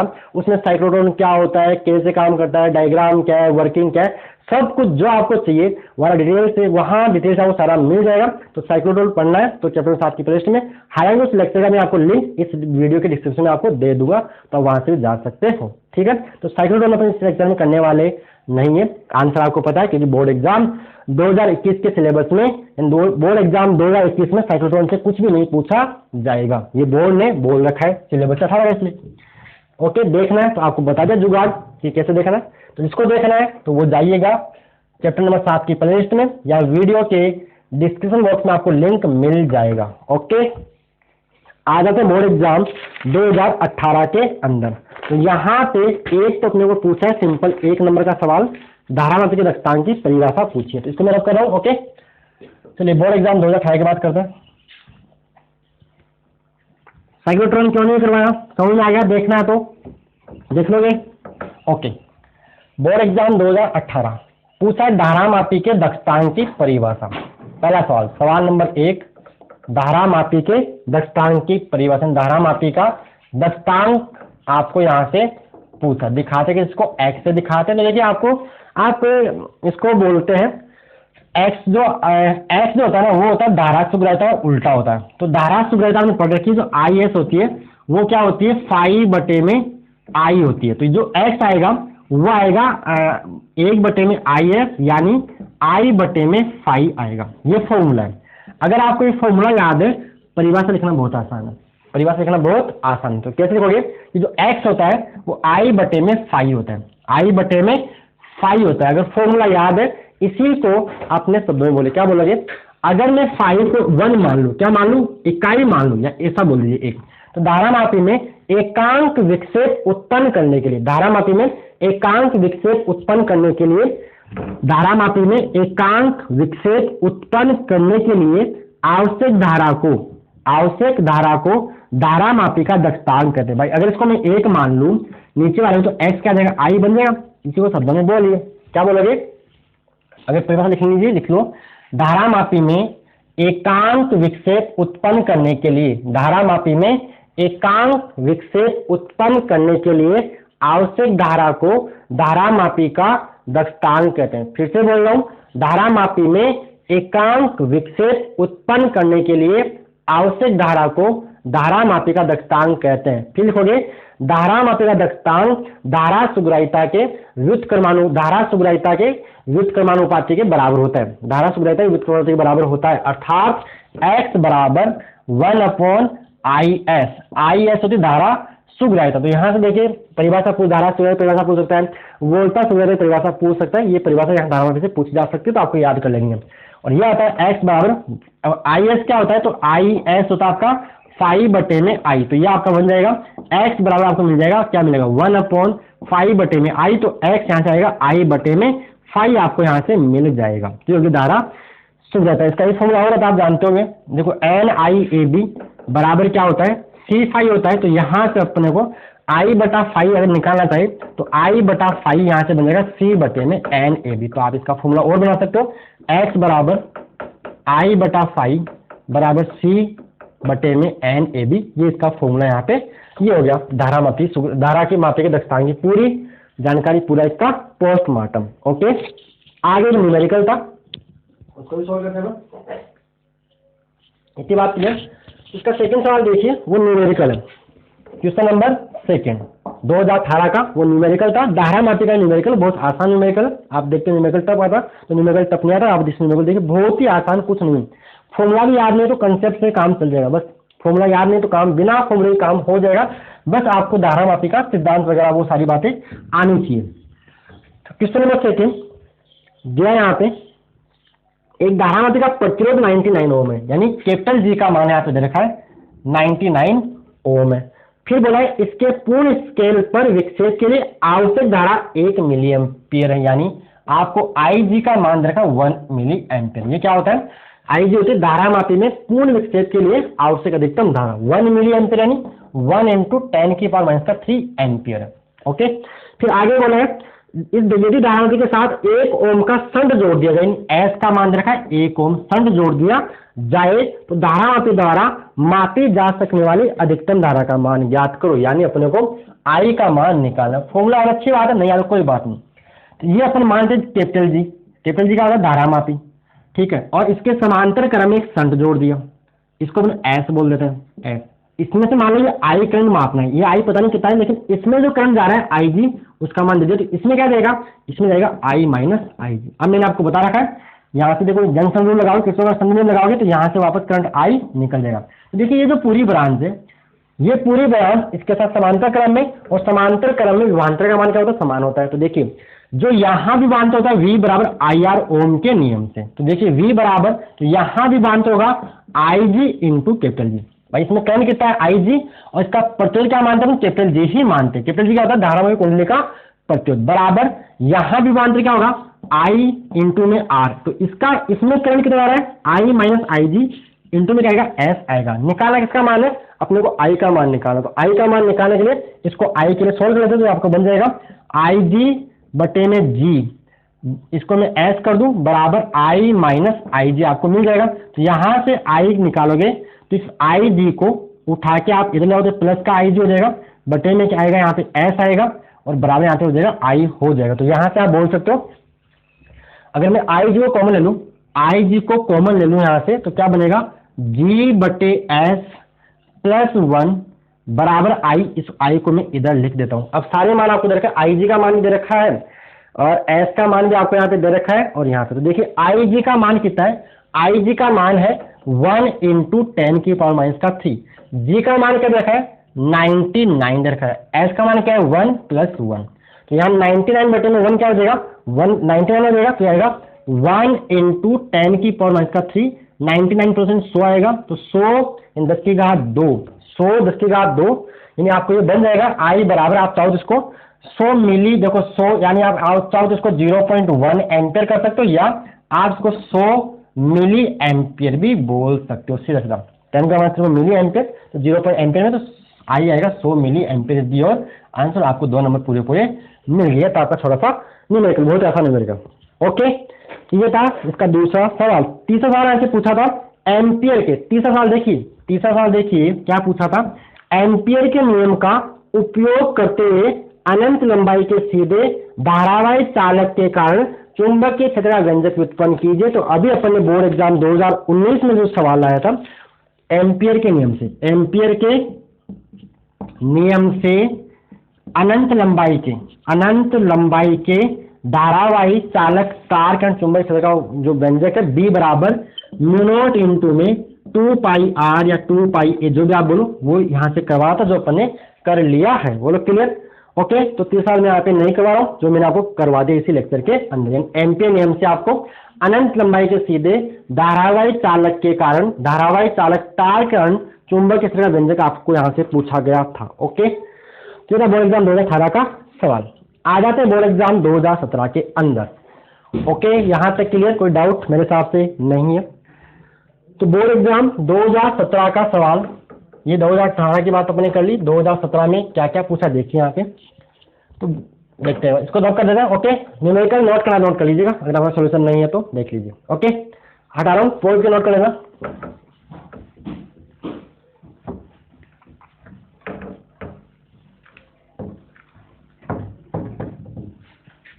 बोर्ड एग्जाम 2017 में सवाल नंबर 1 अपने से पूछा कि एक गतिशील आवेशित कण द्वारा उत्पन्न क्षेत्रों के नाम लिखिए। तो देखिए गतिशील जो आवेश है वो विद्युत क्षेत्र भी उत्पन्न करता है और विद्युत क्षेत्र के साथ साथ चुंबकीय क्षेत्र उत्पन्न करता है। ये हो गया बोर्ड एग्जाम 2017 के सवाल नंबर 1 का आंसर और आपको 1 नंबर मिल जाता है। ठीक है, 1 मिनट हो गया। हाँ, आपने क्या पूछा है कि एक गतिशील आवेशित कण द्वारा उत्पन्न क्षेत्रों के नाम लिखिए। एक गतिशील आवेशित कण द्वारा उत्पन्न क्षेत्रों के नाम लिखिए। तो देखिए क्या क्या उत्पन्न करता है, विद्युत क्षेत्र और चुंबकीय क्षेत्र उत्पन्न करता है। ठीक है, अब यहाँ पे 2-4 बातें सुनिए, ये बोर्ड आंसर पूरा हो गया। अगर देखिए आवेश स्थिर है तो स्थिर आवेश केवल विद्युत क्षेत्र उत्पन्न करता है और गतिशील आवेश क्या उत्पन्न करता है, विद्युत क्षेत्र और चुंबकीय क्षेत्र उत्पन्न, दोनों उत्पन्न करेगा। और अगर आपका आवेश त्वरित है तो उस टाइम त्वरित जो आवेश है, गतिशील जो गति 2 प्रकार हो सकती है, नियत भी हो सकती है, नियत वेग से और त्वरित गति।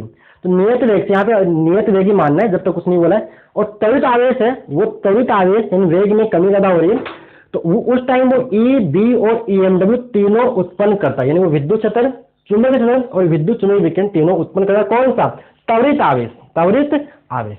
ओके, अब आते हैं बोर्ड एग्जाम 2017 का दूसरा सवाल। ऐसे पूछा है कि बायो-सावर्ट नियम का सूत्र सदिश रूप में लिखिए। बायो-सावर्ट नियम का सूत्र सदिश रूप में लिखिए। तो अभी अपन ने बायो-सावर्ट नियम का नियम पढ़ा है, क्या है, डीबी बराबर mu naught upon 4 pi I D L sine theta बटे में आर स्क्वायर। क्वेश्चन नंबर 2 बात करें कि बायो-सावर्ट नियम का सूत्र सदिश रूप में लिखो। किसमें लिखो, सदिश रूप में लिखो। तो ये तो देखो परिणाम की बात, सदिश में लगाना होता है तो क्या करते हैं, देखिए यहाँ डीबी, यहाँ वेक्टर लगा दो तो सदिश क्या होती है, परिणाम के साथ दिशा, यानी वो भौतिक राशियां जिनमें परिणाम व दिशा दोनों हो सदिश राशियां कहलाती है। तो परिणाम तो ये रहा, अगर आप परिणाम को दिशा दे दोगे तो सदिश बन जाएगा। तो दिशा के लिए अपन क्या लगाते हैं, आर के, इकाई सदिश। क्योंकि फिजिक्स में इकाई सदिश का क्या काम है, दिशा बताना। फिजिक्स में इकाई सदिश का केवल और केवल एक ही काम है और वो काम होता है दिशा बताना। तो दिशा के लिए अपन इसके साथ में एक इकाई सदिश और लगा देंगे, आई डी एल साइन बटे में आर स्क्वायर। तो यहाँ आर है तो यहाँ अपन आर केप लगा देंगे, आर केप लगा देंगे। तो डीबी वेक्टर जो आपको मिलेगा वो मिलेगा mu naught upon 4 pi I DL vector cross R cap बटे में आर स्क्वायर। समझ गए? ये जो आप जानते हो ए वेक्टर क्रॉस बी वेक्टर क्या होता है, ए बी साइन थीटा होता है। तो मैंने इस थीटा को यहाँ भेज दिया था। थीटा क्या होता है, डीएल और आर के बीच का कोण होता है। और देखिए यहाँ तक भी इसमें भी कोई गलती है नहीं, लेकिन एक अच्छे समझदार बच्चे की तरह आपको आर के बराबर आर वेक्टर बटे मोड आर, इक्वेशन क्या होता है, सदिश बटे सदिश का परिणाम। तो आप सिंपल इसको आर वेक्टर बटे में आर कर सकते हो। तो यहाँ पे डीबी वेक्टर जो आपको मिलेगा वो मिलेगा mu naught upon 4 pi I DL vector cross R vector बटे में, मैंने क्या किया है इस आर केप की जगह आर वेक्टर बटे में आर आएगा। तो आर स्क्वायर इंटू यह जो आर है वो आर क्यूब आपका बन जाएगा। तो ये हो गया बायो-सावर्ट नियम का सदिश रूप। ये भी सही था लेकिन ये मोर करेक्ट है, पूरा आपको यहाँ तक इसको कर देना है। तो ये था आपका बायो-सावर्ट नियम का सदिश रूप। आई होप आपको यहाँ तक समझ में आया होगा। अगला सवाल करें, इसको रब कर दूं। ओके, तो नेक्स्ट आता है यहाँ पे, किसी धारावाही वर्ताकार पास के एक्स पर चुंबकीय क्षेत्र का व्यंजक प्राप्त कीजिए, आवश्यक चित्र बनाइए। यानी आपके पास एक वर्ताकार पास बोला, क्या बोला, पास बोला ना, वर्ताकार पास का मतलब वर्ताकार कुंडली के एक्स पर आपको निकालना है चुंबकीय क्षेत्र का मान। इसको रब कर रहा हूं। ओके, नेक्स्ट डेरिवेशन करते हैं। एक डेरिवेशन दिया था तो वो करते हैं। देखिए बोर्ड एग्जाम 2017 का तीसरा सवाल दे रखा है। बोर्ड एग्जाम 2017 का क्वेश्चन नंबर देखो तीसरा सवाल नहीं है, ये जो सवाल नंबर 2 बायो-सावर्ट नियम का सदिश रूप था ना, इसी में सवाल अटैच था। बायो-सावर्ट नियम का सदिश रूप लिखिए और इसी के साथ सवाल था किसी धारावाही वर्ताकार पास के एक्स पर चुंबकीय क्षेत्र का व्यंजक प्राप्त कीजिए। तो धारावाही वर्ताकार पास, धारावाही वर्ताकार पास, पास मतलब कुंडली, इसको यूं बोल सकते हैं धारावाही वर्ताकार कुंडली की एक्स पर चुंबकीय क्षेत्र, उसको अपनी बुक में एक्स लिखा हुआ। देखो 2017 में एन से आ गई थी, एन से को पास लिख रहे हैं।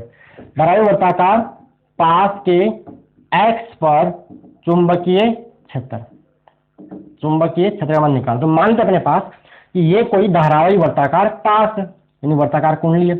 इसकी त्रिज्या अपन कितनी मान, त्रिज्या इसकी आर मान लेते हैं, इसका सेंटर ओ मान लेते हैं। सेंटर ओ से इसके अंदर ओ से एक्स दूरी पर मान लो कोई बिंदु पी है, इस बिंदु पी पर अपने को चुंबकीय क्षेत्र का मान निकालना है। इसमें करंट मान लेते हैं, आई मान लेते हैं। और ये जो कुंडली है मान लो कुंडली ऐसे वाई जेड तल में रखी हुई है, ऐसे अपन इस कुंडली को वाई जेड तल में रखे दिखा देते हैं। और यहाँ पे करंट मान लो, इसमें करंट जा रहा है, करंट मान लो यहाँ से इसमें आई करंट यहाँ से जा रहा है, आर मतलब यहाँ से करंट आई घुसा और यहाँ से आई करंट बाहर, ऐसे इसमें करंट दौड़ रहा है।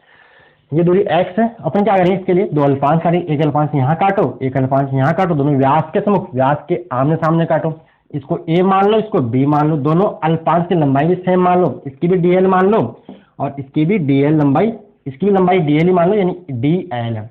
अब देखिए यहाँ पे ये बन जाएगा dl वेक्टर। dl वेक्टर बनाते हैं हमेशा करंट की दिशा में, कि यहाँ देखिए करंट ऐसे बाहर आ रहा होगा, ऐसे करंट इसमें करंट जा रहा है, कैसे ऐसे करंट जा रहा है इसमें। तो यहाँ पे करंट बाहर आ रहा है, ऐसे करंट यहाँ बाहर, यहाँ अंदर, ऐसे मान लो कुंडली एक कुंडली ऐसे रखिए तो यहाँ करंट बाहर, यहाँ करंट अंदर। तो डीएल वेक्टर हो गया। अब आपको दूरी यानी इस पहले देखो अपन क्या करते हैं, अपन बायो-सावर्ट नियम जानते हैं, अल्पांश की पूरा अपने एक साथ नहीं आता, तो पहले अपन बायो-सावर्ट नियम से निकाल, छोटा सा निकालेंगे अल्पांश की वजह से और पूरा निकालने के लिए समाकलन कर देंगे। तो देखिए यहाँ से ये आर मान लेते हैं, ये आर, तो ये जो आर होगा ये आर होगा, ये आर होगा क्या होगा, रूट के अंदर R square plus x square के बराबर होगा। ठीक है, क्योंकि ये समकोण त्रिभुज बन रहा है, पाइथागोरस प्रमेय लगा दिया अपन ने, त्रिभुज आपका एओपी एक समकोण त्रिभुज है। अगर ये दूरी आर है तो ये भी आर ही होती है, ये भी आर ही होगी। ये कोण फाई मान लो, ये कोण फाई मान लो, ये दूरी भी आर ही रहेगी और आर का मान क्या है, root R square plus x square आएगा। थ्योरी की बात आती है, थ्योरी कैसे करते हैं, तो थ्योरी होगी, माना एक धारावाही वर्ताकार पास जिसमें आई परिणाम की दक्षिण, एक धारावाही वर्ता, ऐसा लिखिए, एक धारावाही वर्ताकार पास जिसमें आई परिणाम की धारा वामा दिशा में प्रवाहित हो रही है और यह पास वाई जेड तल में रखा हुआ है। हमें इस पास में, पास कुंडली की जगह यहाँ पास बोल रहा हूँ, अपने सिलेबस में बोर्ड जो राजस्थान बोर्ड की बुक में उसमें कुंडली लिखा है, पास भी लिख सकता है। ये सवाल जब एनसीईआरटी थी 2017 में उस टाइम का सवाल है, तो वहाँ पास लिखा हुआ, इसलिए यहाँ पे पास बोल रखा है। तो मैं इसको कुंडली बोलता हूँ। ये माना एक धारावाही वर्ताकार कुंडली जिसमें आई परिणाम की धारा वामावर्त दिशा में प्रवाहित हो रही है, इसकी त्रिज्या r है। वही कुंडली y z तल में रखी हुई है।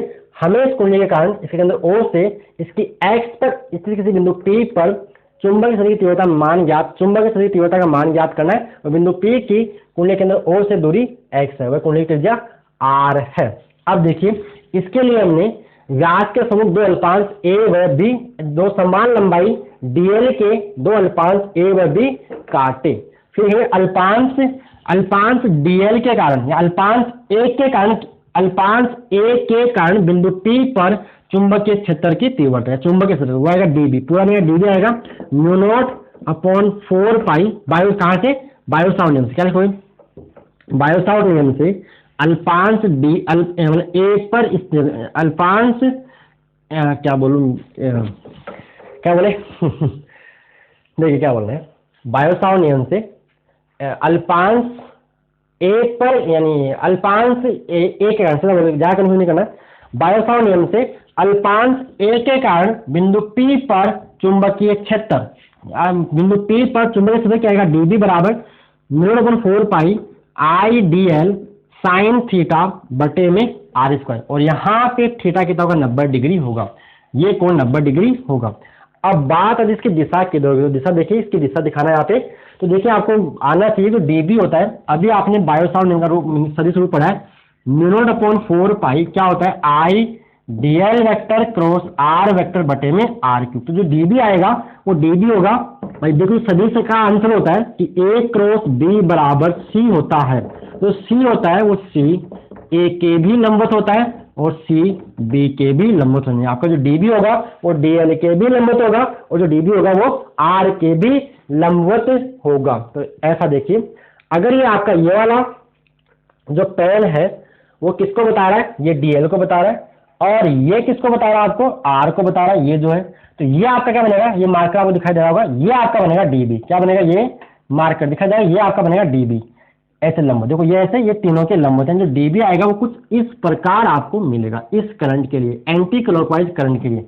अगर करंट क्लॉकवाइज हो तो आपका ये ऐसे भी आ सकता है, ठीक है। तो dB आ गया, ये कोण फाई है और ये अपन मान लेते हैं इसका ऊर्ध्वाधर है, डायग्राम अच्छे से समझ जाइए। इसी प्रकार देखिए तो यहाँ पे dB का मान आपको मिलेगा म्यू नॉट अपॉन 4 पाई आई dl बटे में r स्क्वायर। इसी प्रकार अपन इस अल्पांश b के कारण बिंदु P पर चुंबक से निकालेंगे तो वो कुछ इस प्रकार आपको मिलेगा, ये आपको dB वेक्टर मिलेगा, ठीक है। और ये इसकी बन जाएगी, ये इसकी x है, ये इसकी क्या है x। अगर ये कोण फाई है तो देखिए ये कोण 90 डिग्री है, इससे 90 डिग्री से जो dB होता है वो dl और r दोनों के लंबवत, यहाँ से 90 पे ये और यहाँ से 90 पे ये होगा। अगर ये कोण फाई है तो ये 90 माइनस फाई होगा और ये पूरा 90 है, तो ये जो आएगा वो 90 इस पूरे में से या 90 में से ये घटाना, ये 90 माइनस फाई है, तो ये कोण वापस फाई आपको मिल जाएगा, तो ये भी आपको फाई मिल जाएगा। ओके क्लियर, तो ये होगी थ्योरी। अब क्या करोगे, अब आगे क्या लिखना है, मतलब व्यास के समुख सभी अल्पांश है। देखो एक आप व्यास यहाँ मतलब ये आपने काटा, एक यहाँ काटोगे एक यहाँ काटोगे, ऐसे व्यास के आमने सामने सभी अल्पांश बिंदु P पर जब आप चुंबक क्षेत्र का मान निकालोगे तो देख क्या होगा, इस dB को यूज करो तो dB का इधर घटे क्या आएगा, इधर आएगा dB साइन फाई, थीटा के साथ क्या होता है कोस, और थीटा के साथ थीटा के लंबवत क्या होता है साइन, तो इधर क्या आएगा, इधर आएगा dB कोस फाई। बोलो क्लियर, इस dB का घटेगा उधर dB का, इधर घटे क्या आएगा, इधर आएगा dB कोस फाई, इधर क्या आएगा, इधर आएगा dB sine phi, dB sine phi. तो ध्यान से देखिए dB परिणाम में बराबर है, परिणाम बराबर है कि इसकी वजह से यहाँ जो B आएगा वो भी dB होगा, दूरी r है, अल्पांश dl है और करंट वही है और थीटा 90 डिग्री होता है, तो जो इसकी वजह से dB यहाँ पे वही dB इसकी वजह से है, और दोनों dB परिणाम में बराबर है और दिशा में यहाँ के आगे विपरीत, तो ये दोनों कट जाएंगे और ये दोनों बढ़ जाएंगे, तो यहाँ पे दो ही नहीं आएंगे, ये बहुत सारे होंगे, दो को मत जोड़ देना, क्योंकि जो काम आपने यहाँ किया है वो यहाँ करोगे व्यास के सामने, फिर यहाँ काटोगे यहाँ काटोगे यहाँ काटोगे यहाँ काटोगे, सबको काट जब जोड़ोगे तो सबका ये जाता जाएगा, यानी dB कोस से सबका कोस करता जाएगा और सबका साइन बचता जाएगा। तो यहाँ लिखते हैं, कैसा लिखते हैं, इस समीकरण में एक बोल दो कि व्यास के समुख सभी अल्पांशों के कारण चुंबक के क्षेत्र की तीव्रताओं को घटकों में विभाजित करने पर इनके ऊर्ध्वाधर घटक डीबी कोस फाई परिणाम में बराबर और दिशा में विपरीत होने का निरस्त हो जाते हैं, जबकि इनके क्षैतिज घटक डीबी साइन फाई एक ही दिशा में होने के कारण जुड़ जाते हैं। अतः बिंदु P पर परिणामी चुंबकीय क्षेत्र की तीव्रता, जिसको बी नेट बोलना है, ये लिखोगे तो बी नेट आएगा आपका, सबका साइन जोड़ना है, dB sine phi plus dB sine phi plus dB sine phi and so on, सबका जोड़ दीजिए। तो सबको जोड़ने पे क्या आएगा, समाकलन आएगा। इस समाकलन जोड़ने का मतलब क्या होता है, समाकलन, तो आपको मिलेगा यहाँ पे इंटीग्रेशन डीबी साइन फाई। इतनी बातें जो मैंने बोली है वो आपको लिखना है, डीबी साइन फाई। अब देखिए क्या करना है, यहाँ से साइन फाई का मान देखो, ये कौन बराबर, क्योंकि कुंडली ऐसे रखी है और ये ऐसे है, ये कुंडली आपकी ऐसे रखी हुई है और ये इसकी एक्स है। ये जितनी दूरी यहाँ से देखो ये वाली होगी, उतनी दूरी यहाँ से ये वाली, तो कोण भी बराबर रहेगा। आर, ये आर है, ये आर है, ये भी आर है, तो ये कोण फाई, मतलब ये जो फाई दोनों सेम रहेगा। ठीक है, अभी समझिए दोनों सर्वराल त्रिभुज है तो ये दोनों बराबर फाई रहेगा। ज्यादा दिमाग नहीं लगाना है, सारे फाई है, ये कौन फाई, ये कौन फाई, ये कौन फाई, सबको फाई मान लेना है। ठीक है, अगर कुछ समझ नहीं आ रहा तो वैसे आना चाहिए। अब क्या करना, देखिए आपको समीकरण 1 से डीबी का मान रखना है और साइन फाई का मान निकालो। तो साइन फाई क्या, साइन का लंब बटा कर्ण, तो ये फाई है तो ये बनेगा लंब, ये बनेगा कर्ण। तो साइन फाई का मान आएगा कैपिटल बटे में स्मॉल आर आएगा। अब समीकरण 1 से डीबी का मान, डीबी व साइन फाई का मान रखने पर, तो यहाँ पे कुछ समीकरण 1 से डीबी व साइन फाई का मान रखने पर, समीकरण 1 से डीबी व साइन फाई का मान रखने पर बी नेट आपको मिलेगा यहाँ से इंटीग्रेशन डीबी की जगह क्या आएगा, mu naught upon 4 pi I D L बटे में आर स्क्वायर इंटू में साइन फाई से कैपिटल आर बटे में स्मॉल आर। ध्यान से देखिए, mu naught constant, 4 pi constant, I constant, small R भी कॉन्स्टेंट, ये आर क्यू बन जाएगा, तो सारे कॉन्स्टेंट बाहर ले लो। तो सारे कॉन्स्टेंट म्यू नॉट अपॉन 4 पाई बाहर आ गया, आई बटे आर स्क्वायर बाहर आ गया, इंटू में capital R by small R by बाहर आ गया, अन्य जगह डीएल। एक बार डीएल यहाँ काटोगे, डीएल यहाँ काटोगे, डीएल सबको काट के जोड़ दोगे तो क्या मिलेगा, इस पूरी, ये पूरी लंबाई, तो पूरी लंबाई क्या होगी, इस धारावाहिक वृत्ताकार कुंडली की परिधि होगी। तो डीएल को जोड़ने पर इंटीग्रेशन डीएल का मान आपको मिल जाएगा 2 पाई आर। तो आपको लिख दी 2 पाई कैपिटल आर, तो इसकी पूरी कुंडली की 2 पाई कैपिटल आर। तो यहाँ आएगा आपको mu naught upon 4 pi into में आई बटे आर स्क्वायर। तो देखिए आर स्क्वायर क्या होगा, अगर आर का मान रूट के अंदर R square plus x square है तो स्मॉल आर स्क्वायर बराबर आप लिख सकते हो capital R square plus x square into में कैपिटल आर। ठीक है, और आर का मान क्या, रूट के अंदर R square plus x square into में आएगा 2 पाई आर। पाई से पाई कट जाएगा, 2 दूनी 4, 2 बार कट जाएगा। और नीचे देखिए R square plus x square की पावर 1 और यहाँ पे पावर 1/2 है, तो ये बन जाएगा रूट के अंदर 3/2। क्लियर है, यहाँ पे घात 1 है, यहाँ पे घात वर्गमूल, वर्गमूल का मतलब घात कितनी होती है, 1/2 होती है। तो आपको मिलेगा यहाँ से जो बी आपको मिलेगा, बी नेट मिलेगा म्यू नॉट अपॉन 2 पाई, कर दो इसको मैं 2 पाई इंटू में क्या आएगा, इंटू में आएगा I R into R, R square, ये पाई से पाई तो कट गया, 2 से 2 कट गया, नीचे क्या बचेगा, नीचे बचेगा R square plus x square की पावर 3/2। तो आपको मिला बी नेट, जो आपको मिल रहा है वो मिल रहा है mu naught I R square बटे में 2 R square plus x square की पावर 3/2। पाई भी गया ना, ये पाई तो कट गया ना, पाई से पाई भी तो कट गया। ठीक है, तो 2 R square plus x square power 3/2 ये आ गया, तो ये आ गया।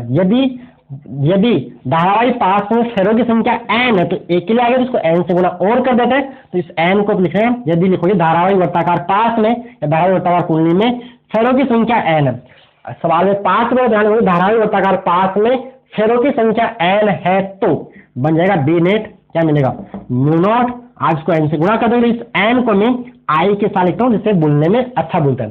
n म्यू नॉट सब जोड़ आता है, mu naught N I R square बटे में 2 R square plus x square की पावर 3/2। ये आ गया आपका, ये आ गया। सदिश में लिखना होता है तो सदिश में आएगा वेक्टर, तो ये आएगा mu naught N I R square बटे में 2 R square plus x square की पावर 3/2। यहाँ आप एक्स केप लगा दीजिए। मैंने यहाँ पे एक्स केप क्यों बोला है, कि जो बी ने जो सारा भी आ रहा है ये तो कट गया, सारा भी किसमें आ रहा है, प्लस एक्स में जा रहा है। इस करंट के लिए सारा भी प्लस एक्स में जा रहा है। ध्यान रखना कुंडली के दोनों ओर जो बी होता है दिशा सेम होती है। अगर यहाँ प्लस एक्स में तो देखो ये कुंडली का अगर आप यहाँ बिंदु पी को लोगे तो भी प्लस एक्स में ही आता है। अगर आप इसमें करंट के साथ चेंज कर दोगे कि एंटी क्लॉकवाइज से क्लॉकवाइज ले आओगे तो आपका पलट के -x में भी आ सकता है। तो वो करंट के ऊपर भी आपका डिपेंड करता है। ओके, तो इस करंट के लिए +x में जा रहा है। अब यहाँ केस बना दो, यदि x बराबर 0,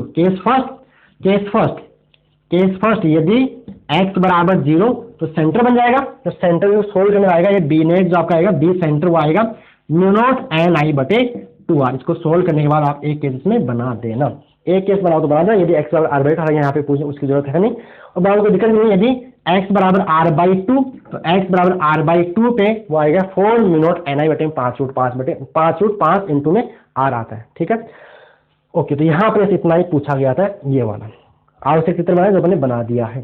ठीक है, कोई डाउट इसमें मेरे हिसाब से नहीं है। आइए बात करें नेक्स्ट। ठीक है, इसको रब कर दें। अगर आपको साइड डेरिवेशन में आते हैं तो देखने की कोई जरूरत है नहीं आते हैं तो देखते जाइए। आगे इसमें पूछा था और में 2017 में एम्पियर का परिपति नियम गणितीय रूप में लिखिए। जब लिख लिया वैसे तो इसको रब कर दो। ठीक है, नेक्स्ट 2017 में और इसके और में सवाल क्या था वो देखिए। अब कोई सा करना तो एक ही था, लेकिन यहां तो हम सारे कर लेते हैं कौन सा क्या पूछा गया। तो 2017 में और में सवाल पूछा एक, तो इसके और में 2017 में दूसरे का पहला पूछा है। इसी में दूसरे में सवाल, दूसरा सवाल लेकिन साथ में दो सवाल मिक्स कर रखे, एक छोटा सवाल उसमें बड़ा डेरिवेशन रखा। एम्पियर का परिपतीय नियम गणितीय रूप में लिखो। एम्पियर का परिपतीय नियम गणितीय रूप में लिखना है। लिखते हैं, अभी आता तो आगे बढ़ी जल्दी से। एम्पियर का परिपतीय नियम आपको गणितीय रूप में लिखना है। तो क्या होता है, close integral L B vector dot dl vector बराबर μ0 इंटू में सिग्मा I इन। ये हो गया एम्पियर का परिपतीय नियम गणितीय रूप में, खत्म। आगे से पूछा, इसी में अटैच सवाल है, अटैच इसी के साथ बैठा, किसी लंबी धारावाही परिनालिका के x पर चुंबकीय क्षेत्र का व्यंजक उत्पन्न कीजिए। आवश्यक चित्र लंबी धारावाही यानी अनंत, देखो लंबी धारावाही बोले या अनंत लंबाई की धारावाही परिनालिका बोले, मतलब एक यानी आपको b μ0 n I bar derivation करना है। तो आगे बात करते हैं अपन लंबी धारावाही परिनालिका के x पर, परिनालिका के x पर चुंबकीय क्षेत्र का व्यंजक, इसको कर दूं।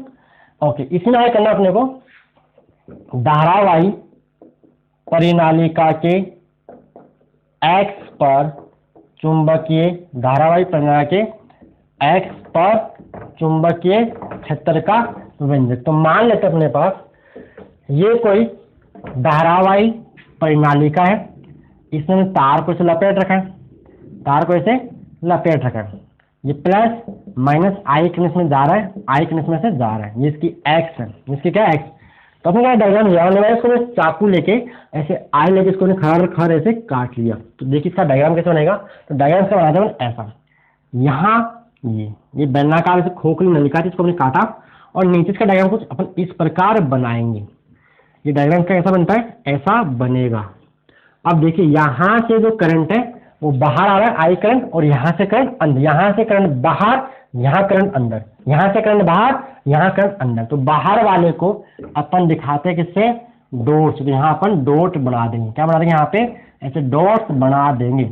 और नीचे यहाँ इतने क्या बना दीजिए, क्रॉस आप बना दीजिए। क्या बना दीजिए, क्रॉस मतलब करंट अंदर जा रहा है, डॉट मतलब करंट बाहर आ रहा है। और ये इसकी एक्स है, ये इसकी एक्स है, ये इसकी एक्स है। देखिए लॉन्ग डैश और शॉर्ट डैश का वो सेंटर लाइन को दिखाने का तरीका होता है। अब देखिए आगे मैं बी की बात करूं कि जो चुंबक से दिखाओगे किधर होगी, तो दिशा इस कैसे होगी, अंगूठा करते हैं करंट में, मुड़ी हुई अंगुलियां बताती है चुंबकीय क्षेत्र दिशा को। तो यहाँ जो करंट बी होगा वो कुछ इस प्रकार से वर्ताकार लूप में होगा, यानी यहाँ जो बी होगा वो ऐसे होगा, यहाँ जो बी होगा वो कुछ इस प्रकार होगा, यहाँ जो बी होगा वो कुछ इस प्रकार होगा, यहाँ जो बी होगा वो कुछ इस प्रकार, दिशा ऐसे। समझ गए ऐसे अंगूठा करंट में, तो ये बी होगा इस प्रकार सर्कुलर लूप में, सर्कुलर लूप में। यहाँ भी बी कैसा होगा, सर्कुलर लूप में ऐसा। यानी जो यहाँ से जो बी आएगा वो कुछ ऐसे लाइन से ऐसे अंदर घुसेगा। यहाँ पे जो ये एक तरह से चुंबकीय क्षेत्र रेखा है, ये आपकी क्या चुंबकीय क्षेत्र रेखा है, ये एक समान होता है अंदर, बाहर थोड़ा सा कम ज्यादा होता है। यहाँ पे जो बी होती है ऐसे एक समान लाइन से होती है, होगी बी वेक्टर। इसके लिए देखो अंगूठा करो इसमें करंट में अंदर जा रही है, तो अंगूठा कर दिया अंदर क्यों, अंगुलियां मुड़ाओ, तो यहाँ जो बी होगा कुछ इस प्रकार होगा, दिशा कैसे होगी, वहां जो बी की दिशा होगी वो कुछ इस प्रकार, यानी यहाँ पे है वो एंटी क्लॉकवाइज है और यहाँ पे क्लॉकवाइज है, समझ गए। तो ये आपका होगा ऐसे क्लॉकवाइज बी, ये बी की दिशा में दिखा रहा हूँ, बी ऐसे, ये बी है आपका, यहाँ क्या बन जाएगा, बी बन जाएगा ऐसे, और यहाँ क्या बन जाएगा, बी आपका बन जाएगा, से दिखा रहा हूँ, ये आपका बी, यानी यहाँ पे जो लाइन हो ऐसे अंदर घुस, यानी ऐसे दोनों तरफ देखो सेम है, यानी यहाँ से ये आपके लिए क्या दिखा रहा हूँ, ये आपकी है चुंबकीय क्षेत्र रेखाएं ऐसे, ये चुंबकीय क्षेत्र बी, यानी अपन ये तो देख लिया अपन ने कि धारावाही जो अनंत समाई परिणाम है, जो भी बी होता है वो अंदर होता है, बाहर भी बी का मान 0 होता है और अंदर बी का मान 1 समान होता है। देख लीजिए यहाँ इन धारावाही परिणाम के अंदर बी का मान मतलब होता है, लेकिन बाहर क्या होता है, लगभग 0 ही होता है। तो ये आ गया, और उसकी दिशा क्या होती है, दिशा होती है इसकी एक्स के समांतर, एक समय होता है और एक्स के समांतर, क्लियर है। तो डेरिवेशन करें तो देखो, अगर पहले लिखनी होती परिभाषा तो क्या होगी, यदि परिणाम की लंबाई, यदि यहाँ लिखना है, यदि परिणाम की लंबाई उसकी त्रिज्या की तुलना में बहुत अधिक, इसकी त्रिज्या अपन r मान लेते हैं, यदि परिणाम की लंबाई, इसकी लंबाई अपन l मान लेते हैं, भाई लंबी बोलिए ना, तो लंबी का मतलब क्या होता है, इसकी लेंथ को अपन l मान लेते हैं।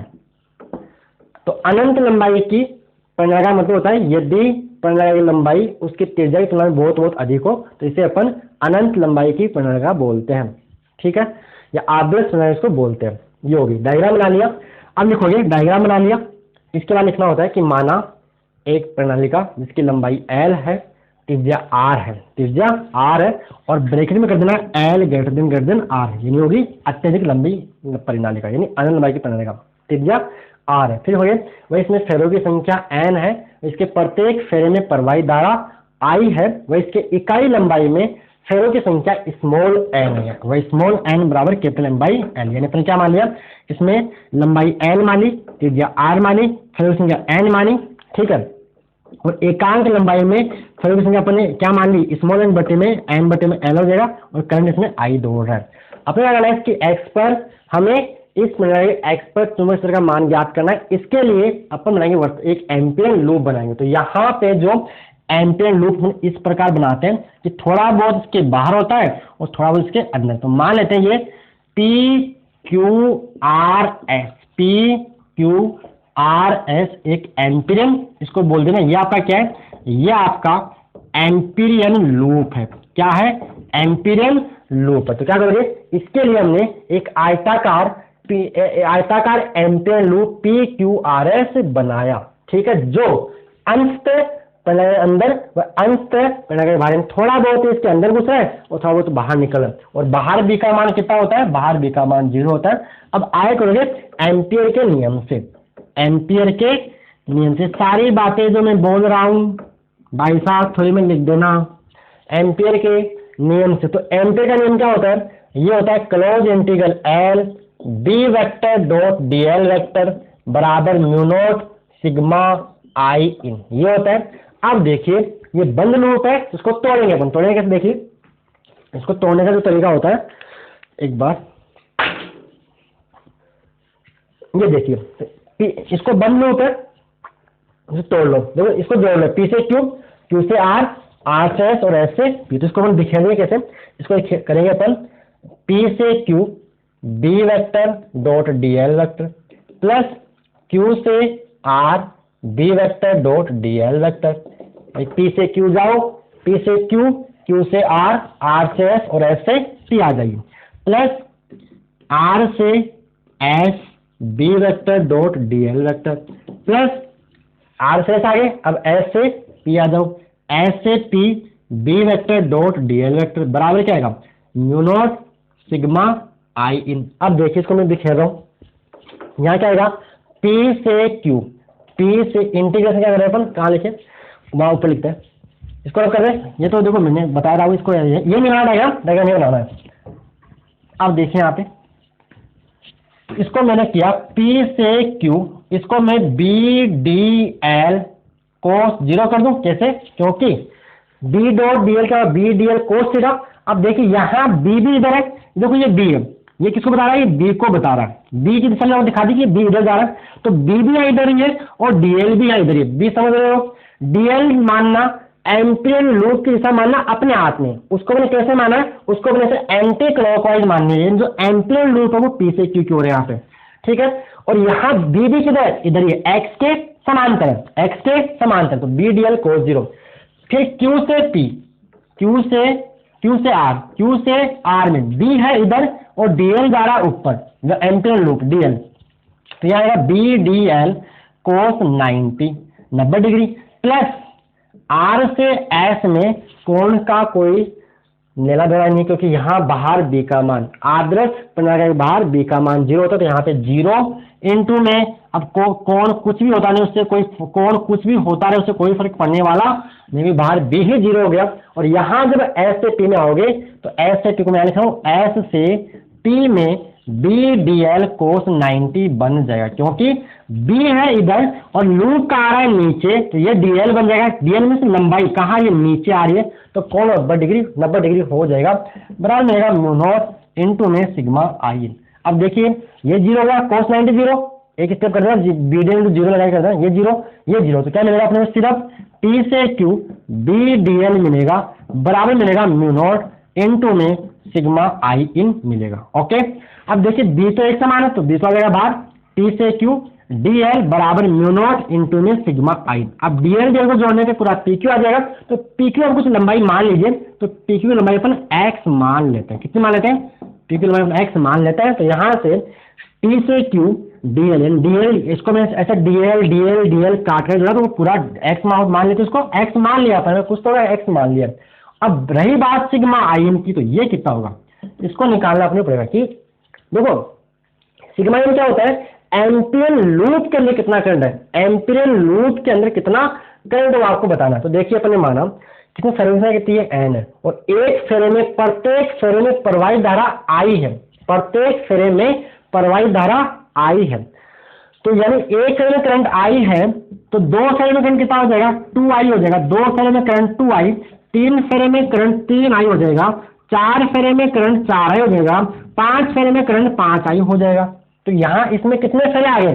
पूरे एन तो आए नहीं, कुछ गुच्छे में कुछ आगे भाई, ऐसे गुच्छा है तो ऐसे 1000 देगा टर्न होगा इसमें, तो इस गुच्छे में कुछ तो आएगा, तो इस गुच्छे में कुछ कितना आएगा, तो इसके लिए अपने टर्म यूज किए एकांक लंबाई, यानी इकाई लंबाई में फेरों की संख्या स्मॉल एन है, मतलब 1 मीटर में स्मॉल एन फेर है, तो 2 मीटर में 2n फेर आएंगे, 3 मीटर में 3n फेर आएंगे, तो यहाँ x मीटर, ये कितनी मानी x मीटर, तो x मीटर में फेरों की संख्या जाएगी nx हो जाएगी, कितनी हो जाएगी nx हो जाएगी। अब एक फेरे में करंट आई है, तो दो में कितना जाएगा 2i, तो nx में हो जाएगा nxi, तो यहाँ सिग्मा आई इनका मान आएगा nxi। आई होप आपको वाली चीज समझ में आई होगी, यहाँ पे कुछ कंफ्यूजन हो तो दोबारा से रिपीट करके सुनिए, nxi तो सारी बातें, तो b इंटू में x सिग्मा आई इन्हें क्या जाएगा nxi, तो म्यू नॉट इंटू में nxi, इस x से x कट जाएगा, तो b आपको मिलेगा म्यू नॉट इंटू में ni। ये अपने को प्रूव करना था, म्यू नॉट इंटू में, ये निर्वात में माध्यम यहाँ पे म्यू लगा देते हैं, माध्यम में म्यू लगा देते हैं, सिंपल।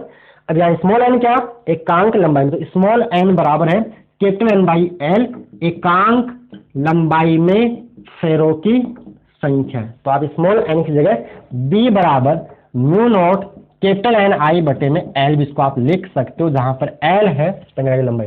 अतिरिक्त लंबाई कब बोलते हैं, जब एल का मान r से बड़ा हो, जैसे त्रिज्या 1 मीटर हो और इसकी लंबाई 10 मीटर हो, तो इसी को अपन बोलते हैं लंबी प्रणाली का या अनंत लंबाई की। अनंत ऐसा नहीं, अनंत तो रखोगा आएगी नहीं मम्मी, तो अनंत का मतलब होता है या लंबी का मतलब होता है कि अगर त्रिज्या की तुलना में उसकी लंबाई बहुत ज्यादा, से फॉर एग्जाम्पल त्रिज्या 1 मीटर और लंबाई 10 मीटर, ये आपकी बन गई अनंत लंबाई की प्रणाली का। ओके ठीक है, क्लियर।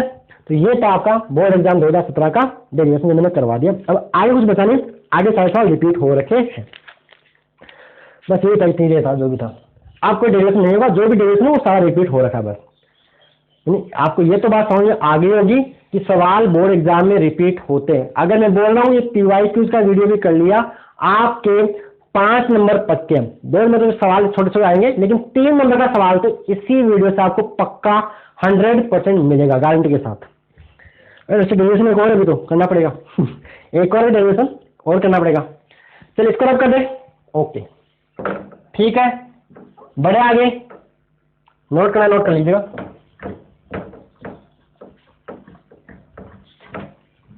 आज जैसे बहुत धीरे चल रहे हैं, बहुत आराम से चल रहे हो ना आज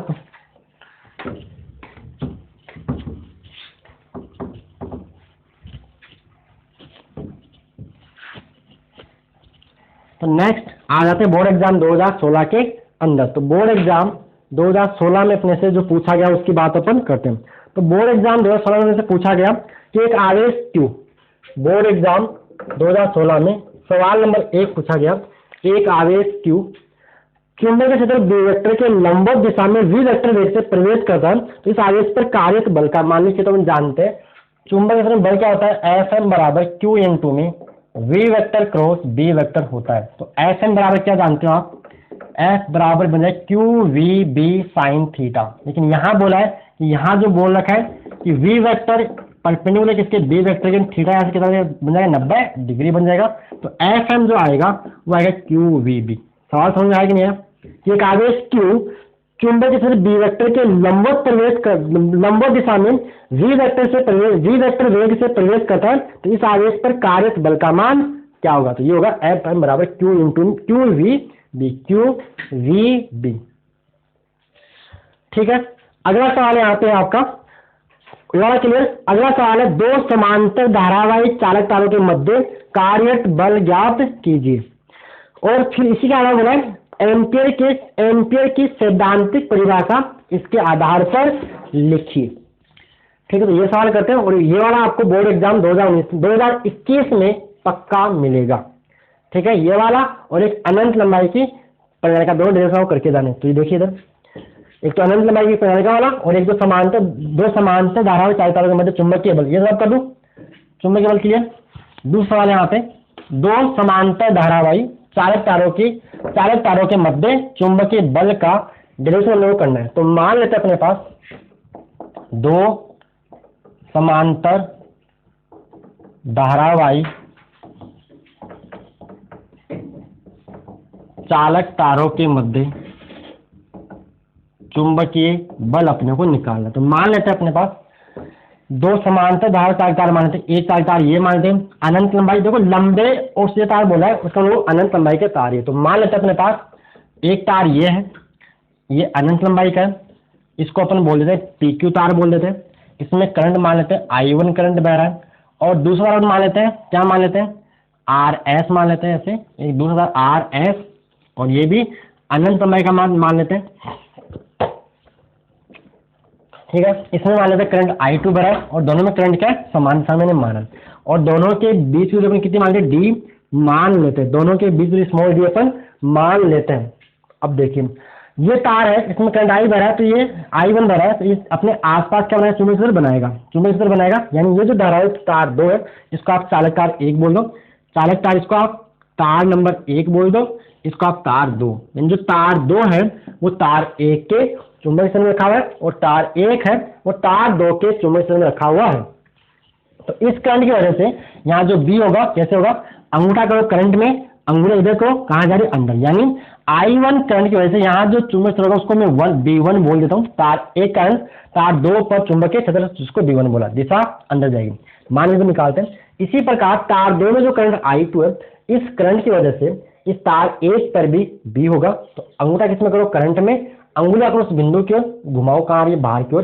तार 2 में जो करंट I2 है, इस करंट I2 की वजह से तार 1 पर जो चुंबकीय क्षेत्र है वो कहाँ है बाहर की डॉट, इसको मैं B2 बोल रहा हूँ। ठीक है, ये कब है, जब दोनों में दिशा धारा की दिशा समान है। अब बल लग रहा होगा तो बल की दिशा निकालते हैं, बल की दिशा भी आते हैं निकालते हैं। तो दिशा कैसे निकालते हैं, बल की दिशा निकालने के लिए, फोर्स की डायरेक्शन निकालने के लिए अंगुलियों करते हैं, किसमें अंगुलियों करना होता है चुंबकीय क्षेत्र दिशा में।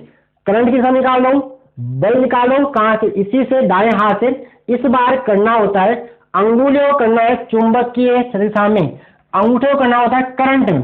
देखिए अंगुलियां मैंने लगा दी B कहां जा रहा है क्रॉस, क्रॉस मतलब अंदर, अंगूठा किसमें करना है करंट में, धक्का मारो तो कहां आ रहा है इधर की ओर। तो यहाँ पे जो बल लग रहा है, फोर्स लग रहा है, इसको बोल रहा हूँ F21, तार 2 पर तार 1 के लगाया गया बल, दिशा इधर आ रहा है। चलो इसमें निकालते हैं, तो इसमें भी ये यूज कर रहा हूँ अंगुलियां करनी है दाएं हाथ की चुंबकीय क्षेत्र की दिशा में। तो देखिए यहाँ बी कहाँ आ रहा है, बाहर की ओर, तो अंगुलियां लगा दो चुंबकीय क्षेत्र की दिशा में। अंगूठा किसमें करना है, करंट, करंट कहाँ आ रहा है ऊपर, तो दखा कहाँ आ रहा है, इधर आ रहा है। तो यहाँ पे जो फोर्स लग रहा है वो लग रहा है इधर, F12 तार 1 पर तार 2 के कारण बल। और यहाँ पे आपने एक बात नोटिस कर ली होगी कि दोनों एक दूसरे को खींच रहे हैं, यानी जब दोनों तारों में धारा के साथ समान होती है तो दोनों तार एक दूसरे को आकर्षित करते हैं, अट्रैक्ट करते हैं, इनके वजह फोर्स ऑफ अट्रैक्शन लगता है यहाँ पे।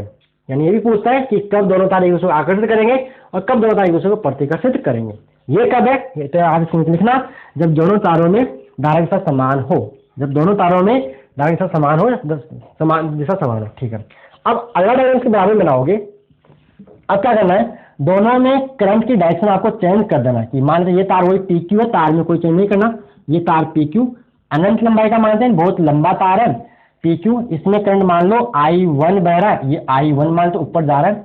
ठीक है, और दूसरा तार मान लेते हैं, दूसरा तार ये वाला है, दूसरा तार ये मान लेते हैं अपन, इसको मैं तार RS बोल देता हूँ, तार RS बोलता हूँ। इसमें जो करंट है इस बार मैं ऊपर ना मान के इस करंट को मैं नीचे मान लेता हूं। अब वही कहानी कि धारावाही चालक तार है और धारावाही चालक तार अपने आसपास क्या बनाता है, अपने आसपास चुंबकीय क्षेत्र बनाता है, चुंबकीय क्षेत्र बनाता है। तो देखिए तार जो 2 है इसको आप लिख दो तार 1 चालक तार 1 चालक तार 2, पूरा चालक तार 1 चालक तार 2, क्योंकि चालक तो होना चाहिए, तो करंट बहेगा नहीं, चालक में करंट बहता है।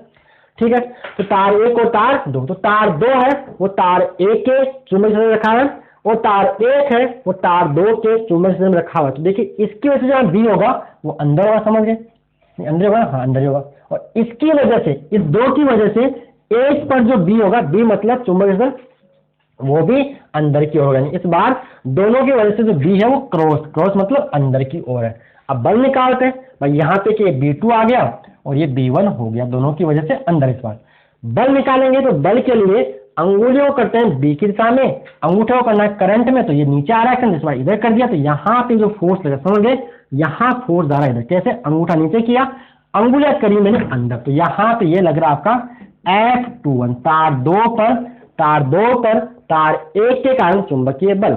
इसी प्रकार यहाँ निकालेंगे, अंगुलियां करनी है दाएं हाथ की चुंबकीय दिशा में जो जा रहा है अंदर, तो मैंने अंगुलियां कर दी अंदर, करंट जा रहा है ऊपर तो अंगूठे मैंने कर दिया ऊपर। अब दिशा निकालो, धक्का मारो, कहाँ आ रहा है, इधर, यहाँ पे फोर्स लग रहा है इधर, F12 तार 1 पर तार 2 का चुंबकीय बल। आई होप समझ में आया होगा। तो आपने एक बात नोटिस कर ली होगी कि जब दोनों तारों में करंट अपोजिट है, दोनों तारों में विद्युत धारा के साथ विपरीत है, दोनों तार एक दूसरे को रिपल करते हैं, दोनों तार एक दूसरे को प्रतिकर्षित करते हैं। बोलो क्लियर, ओके। लिख रहे हैं जब दोनों तारों में धारा की दिशा विपरीत हो। अब निकालना अपने को बल का मान कि ये F12 और F21 का मान बराबर है तो कितना है, F12 कितना है, F21 कितना है, क्या बराबर है, तो सारी बातें देखने वाले, तो देखते जाइए। अब लिखने देखो, थोड़ी के बाद आते, थोड़ी क्या लिखोगे, डायग्राम बना दोगे। अब थोड़ी लिखने होते बोर्ड एग्जाम क्या लिखोगे कि माना दो लंबे व सीधे धारावाही चालक PQ व RS जिनमें I1 व I2 धारा प्रवाहित हो रही है, ठीक है, और दोनों तारों के बीच की दूरी D है, दोनों तारों के बीच की दूरी लंब दूरी D है, समांतर दोनों तारों के बीच की लंब दूरी D है, वह एक दूसरे के समांतर रखे हुए हैं। ये इसकी थोड़ी आ जाएगी। फिर वही देखो, चालक तार PQ के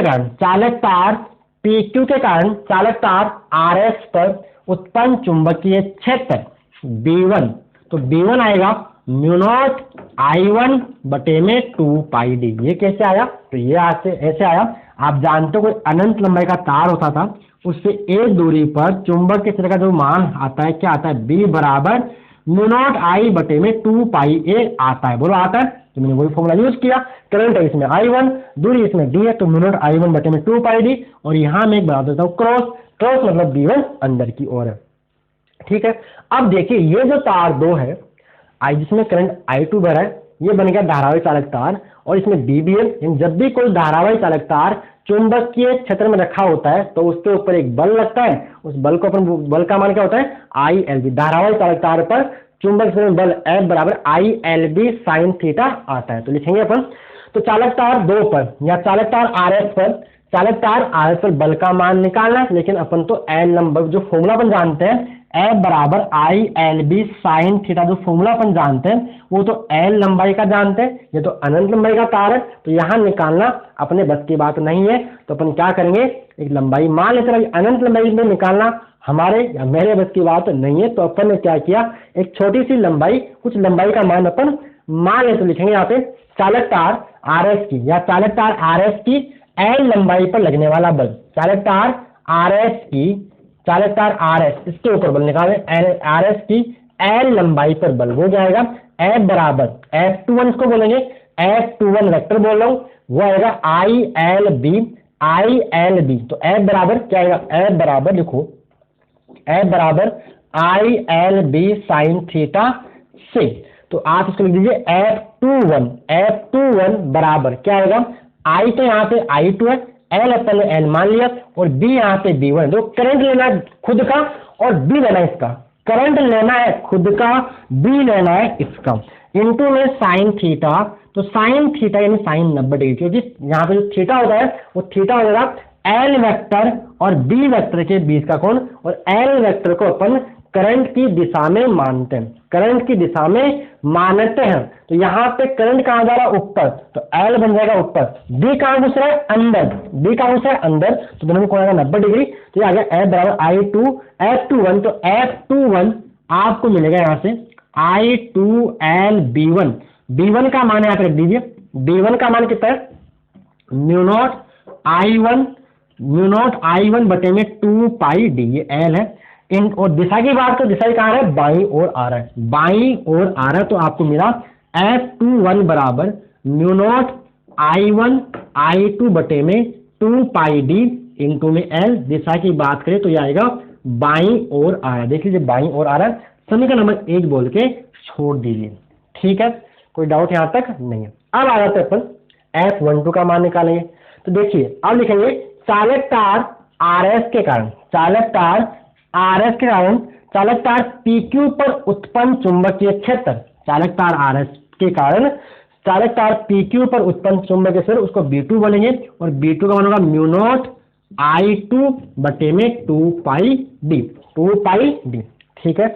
अब निकालेंगे बल, ये एक धारावाही चालक तार बन गया जिसमें ये चुंबक से रखा, तो बल इसमें आएगा ILB साइन, आप लिखेंगे आगे चालक तार PQ की L लंबाई पर बल, चालक तार PQ की L लंबाई पर बल, उसको मैं बोल रहा हूँ F12, वो आएगा I करंट खुद का, लंबाई L माने, और B लेना है दूसरे का, करंट खुद का, B लेना है इसका, तो B2 इंटू में साइन थीटा जो 90 डिग्री रहेगा, वेक्टर हालत है 90 कैसे रहेगा, तो करंट जा रहा है ऊपर, यानी L वेक्टर होगा करंट की दिशा में, और B घुस रहा है अंदर, यानी यहाँ पे सिंपल ILB लगाना है, ज्यादा कंफ्यूजन ILB लगाना है, साइन थीटा हमेशा 90 डिग्री रहेगा।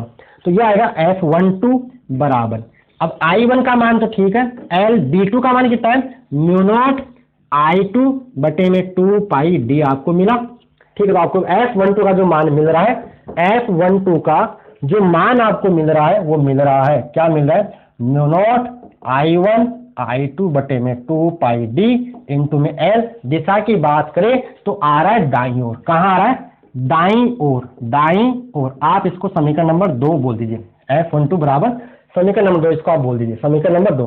तो ध्यान से देखिए समीकरण 1 और समीकरण 2 को, दोनों बल परिणाम में बराबर है और दिशा में विपरीत है।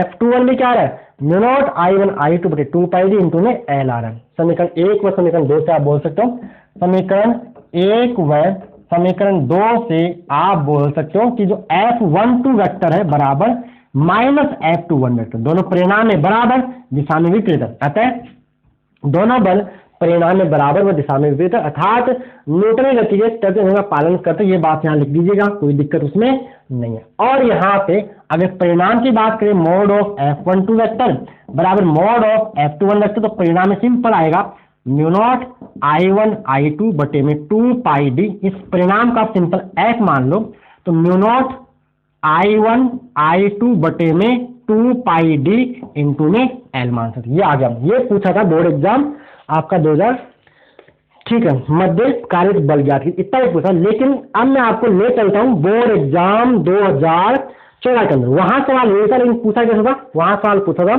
जो सीधे समांतर धाराओं तालों के बीच प्रति इकाई लंबाई पर बल का व्यंजक प्राप्त कीजिए। देखिए बोर्ड एग्जाम 2014 से पूरा हो चुका है, प्रति, अब आगे पूछा है 2014 में सवाल पूछा, ये सवाल दोबारा क्यों कराऊंगा, ये बताता हूँ क्या पूछा था। प्रति इकाई नंबर बल का व्यंजक प्राप्त कीजिए। किस अवस्था में यह बल आकर्षण, किस अवस्था में यह बल आकर्षण व प्रतिकर्षण प्रकृति का, आकर्षण व प्रतिकर्षण का होता है, और विद्युत धारा के मानक एम्पीयर प्रवाह लिखेंगे। अब देखिए ये तो आ गया एल लंबाई पे, अपने को चाहिए इकाई लंबाई पर, तो यहां लिख दीजिए इकाई लंबाई पर बल, इकाई लंबाई पर बल, इकाई लंबाई पर बल का मतलब बल बटे में लंबाई। तो इस एल को नीचे लाओ तो एफ बटा एल आपको मिल जाएगा म्यू नॉट I1 I2 बटे में 2 पाई डी। तो आपको इकाई लंबाई इसको याद करना, म्यू नॉट I1 I2 बटे में 2 पाई डी आ गया आपका इकाई लंबाई पर बल का मान। ठीक है, और क्या लिखोगे, किस अवस्था में बल आकर्षण व प्रतिकर्षण का होता है, तो लिखोगे यहाँ पे जब दोनों तारों में विद्युत आवेश समान है तो ये बल आकर्षण प्रकृति का होता है, और जब दोनों तारों में विद्युत आवेश की दिशा विपरीत है तो ये बल प्रतिकर्षण प्रकृति का होता है। देखो दोनों में करंट सेम है, दिशा सेम है तो आकर्षण, दोनों में करंट अपोजिट है तो प्रतिकर्षण। ये लाइन आपको लिख देना, लिख दोगे जब दोनों तारों में धारा की दिशा समान है तो ये बल आकर्षण प्रकृति का होता है, और जब दोनों तारों में धारा की दिशा विपरीत है ये बल प्रतिकर्षण प्रकृति का होता है। फिर आगे बोला इसके आधार पर विद्युत धारा के मानक एम्पीयर की परिभाषा, मानक मात्रक की परिभाषा, मानक मात्रक की परिभाषा आपको लिखनी है। ठीक है, तो देखिए सैद्धांतिक परिभाषा बोलता है, मानक मात्रक बोलता है। देखिए यहाँ पे, अब देखिए यहाँ से, तो मानक मात्रक विद्युत धारा के मानक मात्रक की परिभाषा या मानक एम्पीयर की परिभाषा। तो देखिए यहाँ से आप जानते हैं दो समांतर धारावाही चालक तारों के मध्य इकाई लंबाई पर लगने वाला बल F बटा L बराबर म्यू नॉट I1 I2 बटे में 2 पाई डी। ये आपने देखा, ये आपने यहाँ पर देखा यहाँ पे। ठीक है, क्लियर।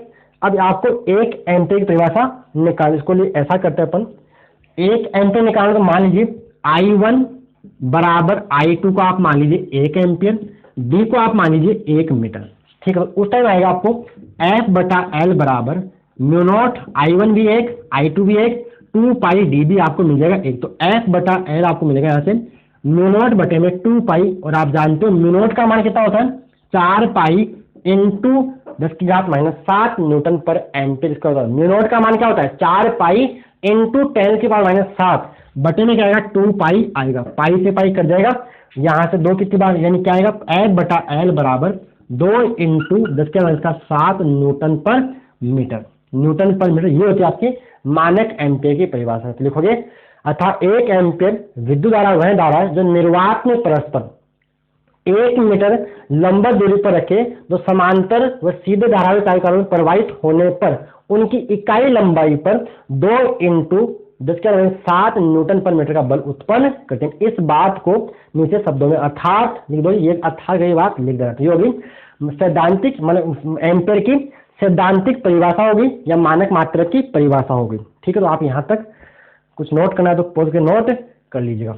थोड़ी मैंने आपको बता दिए, ये हो गया एल लंबाई बल, इकाई लंबाई बल, आकर्षण दोनों में सेम है, प्रतिकर्षण तो दोनों में धारा विपरीत है। तो ये कब क्या होगा सारी बातें हमें बोल दिए। तो इस बार बोर्ड एग्जाम 2021 में जो इम्पोर्टेंट रिलेशन वो आपका है कौन सा है, एक तो लंबी धारावाही एक्स पर चुंबकीय क्षेत्र, और दूसरा यहाँ पे ये दो समांतर धारावाही चारों तरफ के मध्य इकाई लंबाई पर चुंबकीय बल, और तीसरा आप एक को लेना अनंत लंबाई के तारकान चुंबकीय क्षेत्र। 3 रिलेशन इंपोर्टेंट है, इनमें से एक तो कोई ना कोई मिल ही जाएगा।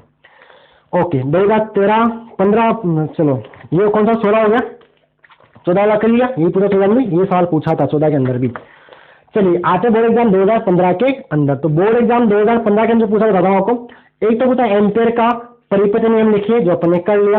फिर इसमें सवाल एड्रेस था एक अत्यधिक लंबी परिणामी एक्स पर चुंबक क्षेत्र का व्यंजक प्राप्त कीजिए, आवश्यक बनाइए, जो भी अपन ने कर लिया। लंबी परिणामी एक्स पर चुंबक क्षेत्र का व्यंजक अपन ने अभी कर लिया है। फिर आगे जो बोलता संख्या साइक्लोट्रॉन क्रियाविधि वगैरह जो अपन इसमें करने वाले नहीं है, क्योंकि वो आएगा तो है नहीं इस बार, तो केस में तो आएगा नहीं। 2014 में क्या पूछा, वही ने कर लिया। 2014 में ये सवाल पूछा गया था, 2014 में ये सवाल पूछा गया था। क्या पूछा था बता दिया मैंने आपको। बोर्ड एग्जाम 2013 में जो पूछा वो देखिए, बोर्ड एग्जाम 2013 में जो पूछा है एक सिंपल सवाल पूछा है, थ्योरी मतलब कुछ नहीं आसान सवाल है। तो बोर्ड एग्जाम 2013 में सवाल पूछा अपने से क्या कि दिए गए चित्र में बिंदु P पर उत्पन्न चुंबकीय क्षेत्र की दिशा क्रॉस व डॉट के रूप में लिखिए। आपने सवाल नहीं लिखा, लिख लीजिएगा। सवाल ये था कि दिए गए चित्रों में दिए गए चित्र में बिंदु P पर उत्पन्न चुंबकीय क्षेत्र की दिशा क्रॉस व डॉट के रूप में लिखी। यानी आपको डायग्राम बना के देखा, एक डायग्राम ये दिया, इसमें करंट जा रहा है, ऐसे आई करंट जा रहा है, बिंदु P है, और एक आपको डायग्राम बना के दिया ये वाला, इसमें करंट ऐसे जा रहा है और ये बिंदु P है। तो देखिए इसके किसमें जा रहा है, अंगूठा करो इसमें करंट में, अंगूठा कहाँ घुमाओ, अंगुलियां कहाँ जा रही है, अंगुलियां ऐसा कर लो, या तो कैसे कर लो, ये वर्ताकार लूप है तो अंगुलियों का दो करंट में, तो अंगूठा कहाँ जा रहा है अंदर, तो यहाँ क्या आएगा क्रॉस बना देगा। वेरी सॉरी यहाँ पे क्रॉस और यहाँ पे बी, देखो यहाँ क्या करो, अंगूठा का दो करंट में, तो अंगुलियां कहाँ आ रही है बाहर की ओर, तो यहाँ क्या बन जाएगा आपका डॉट बन जाएगा। तो यहाँ पे डॉट आएगा और यहाँ पे क्रॉस के रूप में। क्लियर, इतना ही पूछा। आगे पूछा है बायो-सावर्ट का नियम लिखिए, जो अपन ने कर लिया है। ये सवाल नंबर 1 था। सवाल नंबर 2 बायो-सावर्ट का नियम लिखिए, जो अपन ने कर लिया, और इसी में सवाल अटैच था एक, इसी में सवाल क्या था आगे, एक इलेक्ट्रॉन की गति का पथ लिखिए। सवाल क्या था, सवाल नंबर 1 में 2 सवाल था बायो-सावर्ट, और इसी के साथ में एक इलेक्ट्रॉन की गति का पथ लिखिए जबकि वह चुंबकीय क्षेत्र में प्रवेश करता है, जबकि वह चुंबकीय क्षेत्र में प्रवेश करता है, ए लंबवत प्रवेश करता है तो उसका पाथ कैसा होगा, और बी पूछा है जब वह थीटा कोण पर प्रवेश करता है तो उसका पाथ क्या होगा। सवाल क्या था, एक इलेक्ट्रॉन की गति का पथ लिखिए जबकि वह चुंबकीय क्षेत्र में प्रवेश करता है, नंबर 1 उसके लंबवत, नंबर 2 थीटा कोण पर। देखिए लंबवत जब प्रवेश करता है तो पाथ कैसा होता है, वर्ताकार आपने देख रखा है, और थीटा कोण पर जब प्रवेश करता है तो पाथ कैसा होता है उसका, सर्पिलाकार या कुंडलीनुमा, हेलिकल कुंडलीनुमा होता है। डिटेल से अपने रिवीजन में भी कर रखा है और पहले भी पढ़ रखा है। जब कोण थीटा कोण पर, जब कोण 0-90 पे होगा, अगर कोण 0 डिग्री और 180 डिग्री होता है तो पाथ होता है सरल रेखीय, कोण 90 डिग्री पर पाथ यानी पथ होता है वर्ताकार, और किसी कोण पर जो पथ होता है वो होता है सर्पिलाकार, आपका हेलिकल पाथ होता है। तो ये था आपका पूरा पीवाई क्यूज। मैं डिटेल से मेरे हिसाब से आराम से करवाया। अगर आपको वीडियो अच्छा लगा ही होगा, अच्छा लगा है वैसे क्या बात है, सब कुछ हमने किया, पीवाई क्यूज प्रीवियस क्वेश्चन सारे कर लिए। अगर हमने ये वीडियो पूरा कर लिया तो आपके 3 नंबर से इस बार कोई छीन ही नहीं सकता। जिसने कुछ भी नहीं पढ़ा है पीवाई क्यूज भी कर लिए, इतना बड़ा चैप्टर में से 3 नंबर यानी इस वीडियो से आपको मिल जाने हैं। ठीक है, इंपॉर्टेंट, एक अनंत लंबाई की धारावाही एक्स पर चुंबकीय क्षेत्र, दो समांतर धारावाही तारों के मध्य चुंबकीय बल, और एक कौन सा करना आपको, अनंत लंबाई के सीधे धारावाही चालक तार चुंबकीय क्षेत्र, ये आपको कर लेना है। तो इसमें से आपको एक सवाल तो पक्का मिल ही जाएगा। ठीक है, आई होप आपने वीडियो एंजॉय किया होगा। कैसा लगा कमेंट बॉक्स में जरूर बताइएगा, और कोई डाउट हो तो आप मेरे से पूछ सकते हो, और चैनल को सब्सक्राइब नहीं किया है सब्सक्राइब कर लीजिएगा, अपने दोस्तों के साथ भी शेयर कीजिए, जिससे हमें बड़ा मोटिवेशन मिलता है वीडियो और बनाए, अच्छी तरह से बनाए। ठीक है, ओके बाय बच्चों, धन्यवाद।